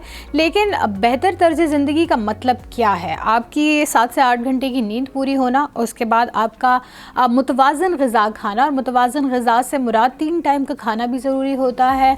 पोर्शन डाइट रख लें अगर बहुत ही डाइट करने का शौक़ हो रहा है, लेकिन आपकी फूड में वो सारी चीज़ें कंप्लीट होनी चाहिए, ग़िज़ाइयत होनी चाहिए, जिसमें विटामिन्स आते हैं, कैल्शियम्स आते हैं, प्रोटीन्स आते हैं, ये सारी चीज़ें, इवन कार्बोहाइड्रेट्स, ये सारी आपकी मुतवाज़न ग़िज़ा में शामिल होनी चाहिए। उसके बाद आती है आपकी फ़िटनेस में आप कितना फ़िज़िकल एक्टिविटी करते हैं, कितनी वॉक करते हैं, क्या जॉगिंग करते हैं कि नहीं, या फिर हैवी ट्रेनिंग की आपको ज़रूरत है। उससे आपकी जो बहुत सारे दर्दें होती है ना बॉडी की, आजकल नौजवान नस्ल में बॉडी की दर्दें भी ज़्यादा निकल रही हैं, और स्पेशली जो छोटे बच्चे हैं उनकी हाइट्स जो हैं वो नहीं निकल रही है। अब इन सब की क्या वजूहात है? एक बेहतर तर्ज़ ज़िंदगी के लिए हमें किन किन चीज़ों पे फोकस करना चाहिए, और स्पेशली हम आज बात करेंगे कि बच्चों को किस एज से हमें थोड़ी सी फ़िज़िकल एक्टिविटी की तरफ राग़िब करना चाहिए है। एजुकेशन बेशक उनके लिए बहुत ज़रूरी है, लेकिन साथ ही साथ फ़िज़िकल एक्टिविटी। और अगर हम वेस्ट पे नज़र डालें तो वहाँ के जो एथलीट्स होते हैं वो इसीलिए ही इतने अच्छे एथलीट्स होते हैं, इतने अच्छे स्पोर्ट्समैन होते हैं, क्योंकि उनकी बचपन से ही वो ट्रेनिंग होती है, उनकी ग़िज़ा में वो चीज़ें शामिल की जाती है जो एथलेटिक बॉडी के लिए होनी चाहिए। सो हमें पाकिस्तान में इस चीज़ पे काम करने की ज़रूरत है, स्पेशली अपने बच्चों पे फोकस करने के लिए। और इस पर बात करने के लिए हमारे साथ मौजूद हैं अली रज़ा, फ़िटनेस ट्रेनर है, बहुत जगह अपने जौहर दिखा चुके हैं, पाकिस्तान आर्मी के साथ भी मुंसलिक रह चुके हैं, स्पेशली आजकल वो बच्चों के भी सेशंस करा रहे हैं। तो उनसे जानते हैं कि बेहतर तर्ज़ ज़िंदगी के लिए क्या क्या चीज़ें ज़रूरी है। अस्सलाम वालेकुम अली रज़ा। वालेकुम। थैंक यू आपके टाइम के लिए। ये बताइए कि जैसे मैंने ज़िक्र किया बेहतर तर्ज़ ज़िंदगी के लिए सारी चीज़ें ज़रूरी हैं, लेकिन हम इतने या तो मसरूफ़ हो गए हैं या फिर अपनी बॉडी को हम सुनते नहीं हैं, इग्नोर ज़्यादा करते हैं और बाहर की दुनिया में बहुत मशगूल रहते हैं। सो हम वॉक करना, एक्सरसाइज करना, बेहतर खाना खाना, ये सब भूल गए हैं, जिसकी वजह से क्या हो रहा है कि बच्चों की जो नशोनुमा है उस तरह नहीं हो पा रही है। बच्चों में जो बताना चाहूँगा कि आयरन डेफिसिट की बहुत कमी हो रही है आजकल, और बच्चों को जो ट्रेनिंग से रिलेटेड ये नहीं कि उन्होंने आगे जिम जाके ट्रेनिंग करनी, ऐसा नहीं है। वालिदैन खुद बच्चों के टीचर हैं।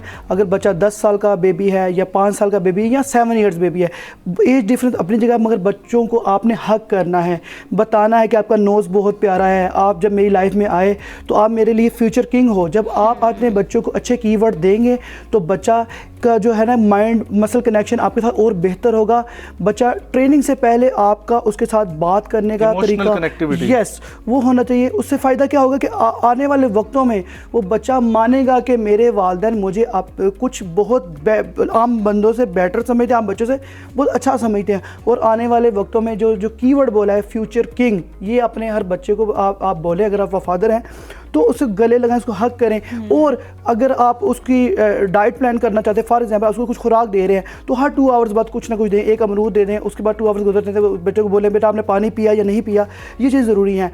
नंबर अगर स्कूल में कम आ रहे, इससे गर्ज नहीं होनी चाहिए। वो प्रैक्टिकल लाइफ में कितना उसकी हाइट हमेशा इंक्रीज़ हो रही है या रुकी हुई है, तो ये भी आपको ख़ुद ख्याल करना है। अगर हम 10 साल के बच्चे को 15 साल तक, यानी कि उसके 5 ईयर्स को देते हैं, प्रॉपर उसको टाइम देते हैं, तो जो बच्चे आजकल 20 साल की उम्र में वो ग्रोथ नहीं कर रहे, तो वो 10 साल का बच्चा 15 साल की उम्र तक ग्रोथ कर जाएगा, अपनी हाइट से रिलेटेड, अपनी टॉकिंग स्टाइल से रिलेटेड, तो उसका कॉन्फिडेंस बिल्कुल हाई होगा। अच्छा, ये अली एक और चीज़ भी मैंने अभी पिछले दिनों ही कोई रिसर्च पढ़ी थी, उसमें थी अगर एक बच्चा जो है वो 13 साल की उम्र से या 12 साल की उम्र से वॉक शुरू करता है, ठीक है, फिजिकल एक्टिविटी की तरह, तो वो जो बच्चा होता है वो फिजिकली लेटर ऑन स्टेज में बहुत स्ट्रॉन्ग होता है। अगर आप 30 साल के बाद या 28 साल की उम्र में पहुंचने के बाद कोई एक्सरसाइजेज शुरू करते हैं, उसके मुकाबले में जो 13 साल की बच्चे ने वॉक सिर्फ शुरू की है वो ज़्यादा फिजिकली स्ट्रॉन्ग जी। वो उससे ये होता है कि अगर बच्चे ने वॉक करनी है तो 5000 से कदम चलने हैं। 5000 कदम बाप बेटे को साथ लेके चले या माँ बेटी को या बेटे को साथ लेके चले, उससे क्या होगा, बाप बेटे का और माँ बेटे का आपसे कनेक्शन भी रहेगा, और जब वॉक करेंगे तो आपसे बातें भी करेंगे, गुफ्तगू करेंगे, तो बॉन्डिंग भी अच्छी होगी। और इससे क्या होगा, फैट लॉस वालिदैन का होगा, मसल इंक्रीज़ होंगे, और बच्चे के साथ जो गुफ्तगू कर रहे होंगे, बच्चे की हाइट इंक्रीज़ करने के लिए 5000 स्टेप लेना बहुत ज़रूरी है बच्चे की सेहत के लिए, चाहे वो 12 साल का चाहे वो 10 साल का है। مگر یہ کہ آپ اس کو بار بار اسمائل کر کے دیکھتے رہیں تاکہ وہ ایکٹیو جو ہے وہ اپنی لائف میں. کانفیڈنس بھی بوسٹ ہوتا ہے. اچھا آج کل کے بچوں میں جو پرابلم آ رہی ہے نا سب سے زیادہ وہ ہے موبائل فون کے یوزیج. یس سر. جس کو ہم کسی حد تک کم کرنے کی کوشش کر رہے ہیں لیکن ہو نہیں رہا. اور بالکل اگر ہم بات کریں 2-3 سال کے بچوں کی وہ کھانا نہیں کھاتے فون کے بغیر. جس طریقے سے وہ بڑے ہوتے جا رہے ہیں اس طریقے سے ان کے گیجٹس میں اضافہ ہوتا جا رہا ہے. ٹیبس بھی آ گئے, لیپ ٹاپس بھی آ گئے, فون بھی ہو گئے, کیمرہ بھی کنیکٹیوٹی ہے, پھر LED کے ساتھ بھی. اس کی وجہ سے کتنا وہ بچے متاثر ہو رہے ہیں, ٹھیک ہے, ان کے ذہن پہ کتنا اثر پڑ رہا ہے, ان کی آنکھوں پہ کتنا اثر پڑ رہا ہے. اور پھر جب آن دی ادر ہینڈ ہماری ڈائٹ بھی اچھی نہیں ہے اور پھر تیسری چیز ہماری ایکسرسائز بھی نہیں ہے, ٹھیک ہے, تو وہ فیوچر میں بچہ کیا بنے گا؟ فیوچر میں اس بچے کے اوپر سب سے زیادہ جو مشکلات آنے والی ہیں وہ یہ ہے کہ اگر وہ 5 ایئرز بچہ ہے, معصوم ہے, اور اگر آپ اس کو تو کہتے ہیں کہ دیکھو پروگرام ساتھ بیٹھ کے, اگر وہ 2 آورز ایک ہی روم میں بیٹھ کے ٹی وی کو دیکھتا رہتا تو وہ سب سے زیادہ اس کے لیے غلط ہے. سب سے پہلے کیا ہوگا, وہ 5 ایئرس to 10 ایئرس تک وہ اپنی آنکھیں جو ہے نا وہ یعنی کہ نزدیک دیکھ دیکھ کے اس کی آنکھوں کا مسئلہ آ جائے گا, اس کی آنکھوں میں پانی آنا شروع ہو جائے گا, اس کو دھندلا نظر آنا شروع ہوگا. یہ والدین کے لیے ذرا یہ بہت زیادہ خطرناک جو ہے نا یہ اس چیز کو طریقے سے جو ہے نا وہ بچے پہ اٹیک ہوتا ہے. اور والدین چیز کو سمجھیں, ریزن یہ ہے کہ اگر بچہ اپنی آنکھوں کی دنیا نہیں دیکھ پا رہا اور وہ نظر کی اینک لگا کے بیٹھ گیا تو اس میں والدین کا بہت بڑا قصور ہے کہ آپ نے بچے کو کھانا دے دیا, آپ نے بچے کو لو دے دیا, مگر آپ نے بچوں کی آنکھوں کی ایکسرسائز کے لیے آپ بچے کو پارک میں نہیں لے گئے. اگر بچہ پارک میں جائے تو اس کو دور دکھائیں کہ بیٹا وہ پہاڑ آپ کو نظر آ رہا ہے. اگر وہ دور بار بار دیکھے گا تو اس کی آنکھیں جو ہے نا یہ بھی ایک بیسٹ جو ہے نا مطلب گرینری دیکھیں گی تو اس کی آنکھوں کی ایکسرسائز ہوگی, پلس وہ ایک نیچر کو دیکھے گا تو وہ زیادہ خوش ہوگا. وہ روم سے آپ نے نکالنا ہے. ہاں اگر آپ نے بچے کو دکھانا ہے تو اس کا ٹائم سیٹ کریں کہ جو بچوں کے پروگرام آتے ہیں جس میں وہ موٹیویٹ ہوتے ہیں وہ چیزیں. ٹھیک ہے, ٹھیک ہو گیا. لیکن ایک اور پرابلم جو ہے جو سب سے زیادہ دیکھنے میں آتی ہے وہ ہوتی ہے ہماری ڈائٹ کی. اب ڈائٹ بچوں کو ایسی کیا دینی چاہیے؟ آپ بتا رہے ہیں باہر تو لے کر جانا چاہیے لیکن ڈائٹ بھی بڑا ایک امپورٹنٹ رول ہوتا ہے. تو ڈائٹ میں کیا کیا ہونا چاہیے ڈائٹ میں؟ بچوں کی ڈائٹ میں بچوں کی ڈائٹ میں سب سے جو بیسٹ ہے, ایک انجیر لیں, ایک بادام لیں, ایک اخروٹ لیں, ٹھیک ہے جی, اور اسی طرح جو آپ کے پانی لیں 1 گلاس اس میں ڈالیں اور 1 یا ½ چمچ جو ہے نا وہ اس کے اندر جو ہے نا آپ گوند کتیرا یا تخم لنگے ڈال لیں, اس کو مکس کریں, رات کو بھگو دیں, صبح مکس کریں, 1 گلاس پانی ڈالیں اس میں جو ہے اور 1 گلاس دودھ ڈالیں اور اس کو جو ہے نا 1-2 کیلے ڈالیں, اس کو گرائنڈ کر کے پلا دیں بچوں کو, تو وہ بہت ایک پاورفل بچوں کے لیے ڈائٹ ہو جاتی ہے. اگر بڑے پی لیں صبح میں جی, اگر بڑے پی لیں تو بڑے تو پی لیتے ہیں. جب چھوٹے بچوں کے لیے آپ بناتے ہیں تو آٹومیٹکلی آپ کا دل چاہے گا کہ ہم یہ چیز پیئیں. لیکن نہیں علی, پھر بھی ایسی کون سی چیزیں ہیں جو ناشتے میں انہیں دینی چاہیے؟ کیونکہ دیکھو پرابلم یہ نہیں آتا کہ ایک اسپیسیفک چیز ہم نے بچے کو دے دی تو مسئلہ ختم ہو گیا. پرابلم یہ آتا ہے کہ ڈیلی ماں نے اٹھ کے جب بچے کو دینا ہے نا, ٹھیک ہے, اور دن کا کھانا بھی دینا ہے, شام کا بھی دینا ہے, درمیان میں اسنیک ٹائم بھی اس کا رکھنا ہے. بالکل. تو وہ کیا کیا چیزیں بچے کو دینی ہے؟ وہ دیکھیں چپس آئس کریم جیسے اس کی جگہ جیسے صبح ناشتہ ہے, اگر آپ ڈیلی فرائی ایگز دے رہے ہیں اپنے بچے کو تو وہ بھی تنگ آ جائے گا ایک چیز کھا کر. اس میں آپ ایک دن آملیٹ کر لیں, ٹھیک ہے جی, ایک دن بریڈ ٹوسٹ کر دیں, اس طرح چینج کر کے کھلاتے رہیں تو جیسے وہ بچہ ہیپی رہے. اور ساتھ میں اگر آپ اسکول جا رہے ہیں اس کو کچھ نہ کچھ دیں, ساتھ میں ابال کے انڈے دے دیں. اس کے علاوہ اگر وہ واپس آتا ہے تو اس کے لیے 50 گرام پر ڈے پاپ کارن رکھے. جو آپ کا ہیلدی بیبی ہے اگر وہ پر ڈے 50 گرام پاپ کارن کھاتا ہے تو ایک تو یہ ہے کہ وہ پاپ کارن بہت اچھے ہیں, تو وہ جب وہ کھائیں گے تو اس کا فیٹ لاس آٹومیٹک ہوگا, تو یہ اچھی چیز ہے. اس کے بعد کیکمبر ہم نے بچوں کو دینا ہے, دہی ہم نے اپنے بچوں کو دینا ہے.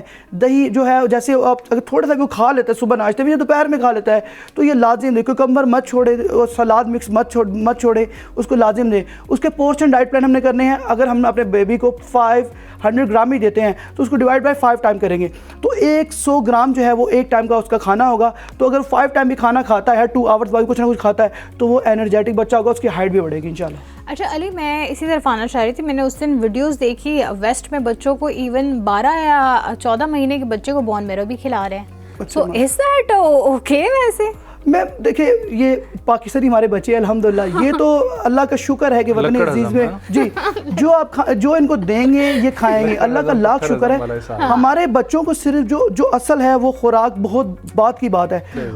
جو ماں اور بچے کی بانڈنگ, جو باپ اور بیٹے کی بانڈنگ, یہ ضروری ہے. اس میں آپ کا جتنا آپ محبت سے چاہت سے رہتے ہیں, ایسے والدین بھی دیکھیں جو اپنے بچوں کے ساتھ لوڈو بھی کھیلتے ہیں. اب وہ کیا ہوتا ہے کہ بچہ اپنے باپ کو بار بار دیکھ رہا ہے, اور باپ جو اپنے اسمائل کر رہا ہے اپنے بیٹے کو دیکھ کے, تو وہ کنیکشن ہمارے ہونا ضروری ہے. علی میں یہ جو سپوز ہم ایک بچے کو فیوچر میں ایتھلیٹ کے رول میں دیکھنا چاہتے ہیں, کیونکہ ویسے بھی جو ایتھلیٹک بچے ہوتے ہیں جو اسپورٹس کرتے ہیں وہ زیادہ طاقتور ہوتے ہیں یا اچھی ایکٹیو ہوتے ہیں, سو بچپن سے ہی ہمیں ان کی ٹریننگز کس طرح کرنی چاہیے؟ کیا ایکسرسائز بھی کروانی چاہیے ہے کہ تھوڑی بہت پش اپس ہو گئی, کچھ اسٹیپس ہو گئے, یہ بھی کروانی چاہیے ساتھ؟ والد خود کھڑا ہو جائے 200 قدم آگے اس کو بولے کہ بیٹا پیدل چلے جاؤ, جیسے وہ پیدل چلے گا پھر وہاں سے رننگ کر کے واپس آنا ہے, وہ سیکنڈ آپ نوٹ کر لو, تو آپ 5 ٹائم وہ پر ڈے کروا دیں. اس کے علاوہ سیڑھی آپ چڑھائیں, 10 سیڑھی چڑھا دیں, اوپر خود بھی ساتھ چڑھنے, سیڑھی نیچے اتر جائے, پھر اپنے بیٹے کے ساتھ ہائی فائی کر لے. تو ساتھ ساتھ ایکسرسائز والدین اپنے بچوں کو کروا سکتے ہیں. اور ایون دیٹ کہ اب انٹرنیٹ کے دور میں جب اتنا سوشل میڈیا کا دور ہے تو 10 سے 20 ایسی ایکسرسائز ہے جو والدین خود اپنے بچوں کو کروا دیں. پی ٹی ماسٹر نہیں ہائر کرے, خود اپنے بچوں کے پی ٹی ماسٹر بنے, کیونکہ آنے والا وقت ان کا ہے, آنے والا فیوچر ان کا ہے. اور انشاءاللہ ہمارے اچھا ایک یہ جو سمجھا جاتا ہے کہ لٹکنے سے ہائٹ بڑھتی ہے, یہ کتنی سچی بات ہے اور اس سے فرق پڑتا بھی ہے یا نہیں پڑتا؟ جی سر, لٹکنے سے ہائٹ بڑھتی ہے, بالکل بڑھتی ہے, مگر لٹکنے کے ساتھ ساتھ آپ جمپنگ جیکس بھی کریں گے, ہائی نیز بھی کریں گے, اس سے بھی آپ کی ہائٹ بڑھے گی. اس میں یہ ہوگا کہ جو بچوں کو ہم تھوڑی سی رننگ کرواتے ہیں نا, ساتھ میں جیسے ہم نے رننگ کے اس کے تھوڑا چکر لگوا دیا, 10 منٹ سے زیادہ ہم نے ایکسرسائز بچوں کو نہیں کروانی. اگر اپنے بچے کو ہم 45 منٹ ایکسرسائز کروا رہے ہیں وہ غلط ہو جائے گا, اس کو 10 ٹائم بھی کھانا کھلائیں گے تو وہ اس کا جو ہے نا باڈی پین آئے گا. تو ہم نے اس معصوم کو کہنا ہے کہ بیٹا آپ سے 10 منٹ میرے کہنے پہ واک کر لو, تو آپ کا جو ہے نا ایک ٹارگٹ پورا ہو جائے گا. اور اس کو یہی بولنا ہے کہ you are the future king. تو اب سادے لفظوں میں بولو کہ آنے والے وقت تم بادشاہ ہو, آنے والا وقت تمہارا ہے. دیکھو ہم جو پیسہ کما رہے ہیں تمہارے لیے کما رہے ہیں, ہمیں کچھ نہیں چاہیے تمہاری ذات سے, صرف تمہاری اچھی صحت چاہیے میرا بچہ. تو وہ بچہ پھر اس چیز کو مائنڈ میں سنے گا اور آپ کی بات کو اکنالج کرے گا اور پھر آگے بڑھے گا. اور انشاءاللہ جب آپ دیکھیں گے کہ آپ خود اس ٹائم اگر فار ایگزامپل آپ 40 سال کے ہیں تو آپ کا جو بیٹا ہے یا 45 سال کا جو آپ کا بیٹا ہے اور وہ آپ 15 سال کا ہونے کے باوجود آپ سے برابر سے ہائٹ ہو گئی ہے, تو پھر آپ کو میری باتیں یاد آئے گی کہ کوچ نے کیا بولا تھا آپ کے بچوں کی فٹنس سے ریلیٹڈ. جی thank you so much Shelly Raza for coming, بہت اچھا لگا اور بہت ضروری تھا کہ بچوں کے حوالے سے ہم لوگ جو ہے وہ بات کریں, اور بچے بہت ضروری ہوتے ہیں. جی بچوں کے ساتھ آپ لوگوں نے نو ڈاؤٹ آپ کے فیوچر, بچوں پہ اٹینشن اور فوکس بہت ضروری ہے. مطلب یہ تو, اور سب سے زیادہ یہ مجھے اچھی چیز بات لگی کہ آپ ایکسرسائز کروائیں, ڈائٹ کا خیال رکھیں, سب کچھ کریں, ایموشنل کنیکٹیوٹی جو ہے وہ بڑھائیں, اس سے آپ کے بچے کے اندر جو ہے نا وہ آپ کی خود اعتمادی پیدا ہوگی. خواتین و حضرات, ہسٹری کے سیگمنٹ کی طرف ہم لوگ بڑھتے ہیں. بہت ہی اہم شخصیت کی آج جو ہے وہ ایک ایسی شخصیت جن کے حوالے سے ہم لوگ ذکر کریں گے, جو سیاستدان اگر ان کو کہا جائے تو بالکل ٹھیک ہوگا, مصور کہا جائے ٹھیک ہے, تو ایک ایسی شخصیت جو مصنف بھی تھے, شاعر بھی تھے, اور تحریک پاکستان کی جو ہے وہ ایک اہم شخصیت تھے. میں ان کی بات کر رہا ہوں جنہوں نے پاکستان کا خواب دیکھا, ڈاکٹر علامہ محمد اقبال رحمۃ اللہ علیہ, اور 20ویں صدی کے ایک بہت بڑے شاعر اور شاعر مشرق جو ہے نا وہ کہنا بڑے اچھا. اس پہ بھی بڑی ایک انٹرسٹنگ بات ہے, میں آپ کے ساتھ ایک جو ہے نا وہ شیئر کرتا ہوں. انور مقصود صاحب پاکستان کے ایک بڑا جو ہے وہ نام ہے, ادیب ہے. انور مقصود صاحب نا خط لکھتے ہوتے ہیں, ٹھیک ہے. ان کا ایک خط ہے اقبال کے نام. وہ کہتے ہیں اقبال کو میں نے خط لکھا اور اقبال کو میں نے کہا کہ واہ اقبال, تم تو دنیا کے اتنے بڑے جو ہے وہ شاعر ہو, ٹھیک ہے. تو اقبال نے مجھے خوش ہو کے بولا کہ بہت شکریہ, ٹھیک ہے, کہ تم مجھے دنیا کا جو ہے وہ شاعر سمجھتے ہو. کچھ عرصے بعد وہ بولتے ہیں کہ میں نے بولا کہ نہیں اقبال, تم بر صغیر کے بہت بڑے شاعر ہو, ٹھیک ہے. تو وہ بولتے ہیں کہ اقبال نے مجھے بولا کہ بالکل بر صغیر ایک بہت بڑا جو ہے وہ خطہ ہے, میں بر صغیر کا شاعر ہوں. انہوں نے بولا کہ کچھ عرصہ گزرا تو مسلمانوں کی پاپولیرٹی جو ہے وہ بڑھنا شروع ہوگی, مسلمانوں کے لیے اقبال نے لکھنا شروع کیا. تو میں نے کہا کہ نہیں اقبال, تم مسلمانوں کے شاعر ہو. اچھا. تو میں نے بولا کہ اقبال کا جو ہے جواب آیا کہ مسلمان بہت بڑی تعداد میں ہیں, مجھے بہت خوشی ہوئی کہ مجھے مسلمانوں کے ساتھ جو ہے وہ ریلیٹ کیا جاتا ہے. پھر انور مقصود صاحب بولتے ہیں کہ میں نے پھر اقبال کو بولا کہ جب پاکستان آزاد ہو گیا نا, تو میں نے بولا کہ نہیں اقبال, تم پاکستان کے شاعر ہو, ٹھیک ہے. تو انہوں نے بولا کہ ہاں جی, پاکستان دنیا کی ایک بہت بڑی قوم ہے اور میں بہت بڑا جو ہے وہ یہ صورتحال اس کو دیکھتا ہوں. تو وہ بولتے ہیں کہ پھر نا جب 1971 ہوا تو میں نے بولا نہیں اقبال, تم صرف جو ہے نا وہ اس پاکستان کے شاعر ہو, اس پاکستان کے شاعر نہیں ہو. ہاں, پاک و ہند تو جو تھا. تو انہوں نے بولا کہ یہ کیا تم مجھے ہر کچھ عرصے بعد جو ہے نا وہ وقت میں کمی کر دیتے ہو, وقت میں کمی کر دیتے ہو, یہ وہ نا. تو وہ بولتے ہیں, انہوں نے لکھا کہ دنیا تمہیں جو ہے نا وہ شاعر مشرق جو ہے وہ سمجھتی ہے, اور میرا یہ خیال ہے کہ ہم شاعر مشرق کے اس میں ڈال کے ان کی نا وقت کو کم کر دیتے ہیں. اور انور مقصود صاحب لکھتے ہیں کہ جتنا ہم اقبال کو کم کیے چلے جا رہے ہیں، ایک وقت خدا نخواستہ ایسا نہ آئے کہ ریڈیو پاکستان سے مجھے آواز آ رہی ہو کہ آئیے ملکہ ترنم نور جہان کی آواز میں سنتے ہیں کلام اقبال سیالکوٹی کا. اچھا دیٹ از فنی، لیکن آئی تھنک پاکستان کا نظریاتی باپ بھی کہلاتے ہیں، بہت بڑی شخصیت. ہاں ان کی لکھی ہوئی شاعری نہ دیکھیں، پاکستانیوں کو ان سے محبت ہے علامہ محمد اقبال کو پاکستان کی تحریک پاکستان کی وہ اس شخصیت کی وجہ سے، بالکل وہ ان سے محبت ہے مسلمان ہونے کی وجہ سے. لیکن آپ یہ تو سوچیں نازش کہ ان کے آپ کلام اٹھا کے پڑھیں، جو وہ اس وقت بات کیا کرتے تھے، جو ان کی سوچ تھی، جو ایک نظریہ تھا، اور جو یوتھ کے لیے ان کی فکر تھی، جو خودی کی وہ بات کرتے تھے، آج وہ کسی بھی قوم کے حوالے سے ہو، صرف پاکستان نہیں، وہ ہر قوم کے لیے بہت ضروری ہے. ان کی شاعری میں ہمیں اگر مطالعہ کیا جائے، تھوڑا سا ڈیپتھ میں جایا جائے، تو ماڈرن ایرا بھی نظر آتا ہے، اسپریچول گائیڈنس بھی نظر آتی ہے، اور ساتھ ہی ساتھ اس دور سے بھی جڑا ہوا نظر آتا ہے. اور یہ جو ایک ساتھ سب کو ملا کے چلنے والا تھا، ہم آج پڑھتے ہیں تو ہمیں لگتا ہے کہ اسی دور کے بارے میں لکھا ہے، لیکن لکھا جس دور کے بارے میں ہوتا ہے وہ صدیوں پرانا ہے. سو یہ خوبی تھی ان کے لکھنے کی جو ان کو ممتاز بناتی ہیں اور ہر دور کے ساتھ ان کو منفرد کرتی ہے.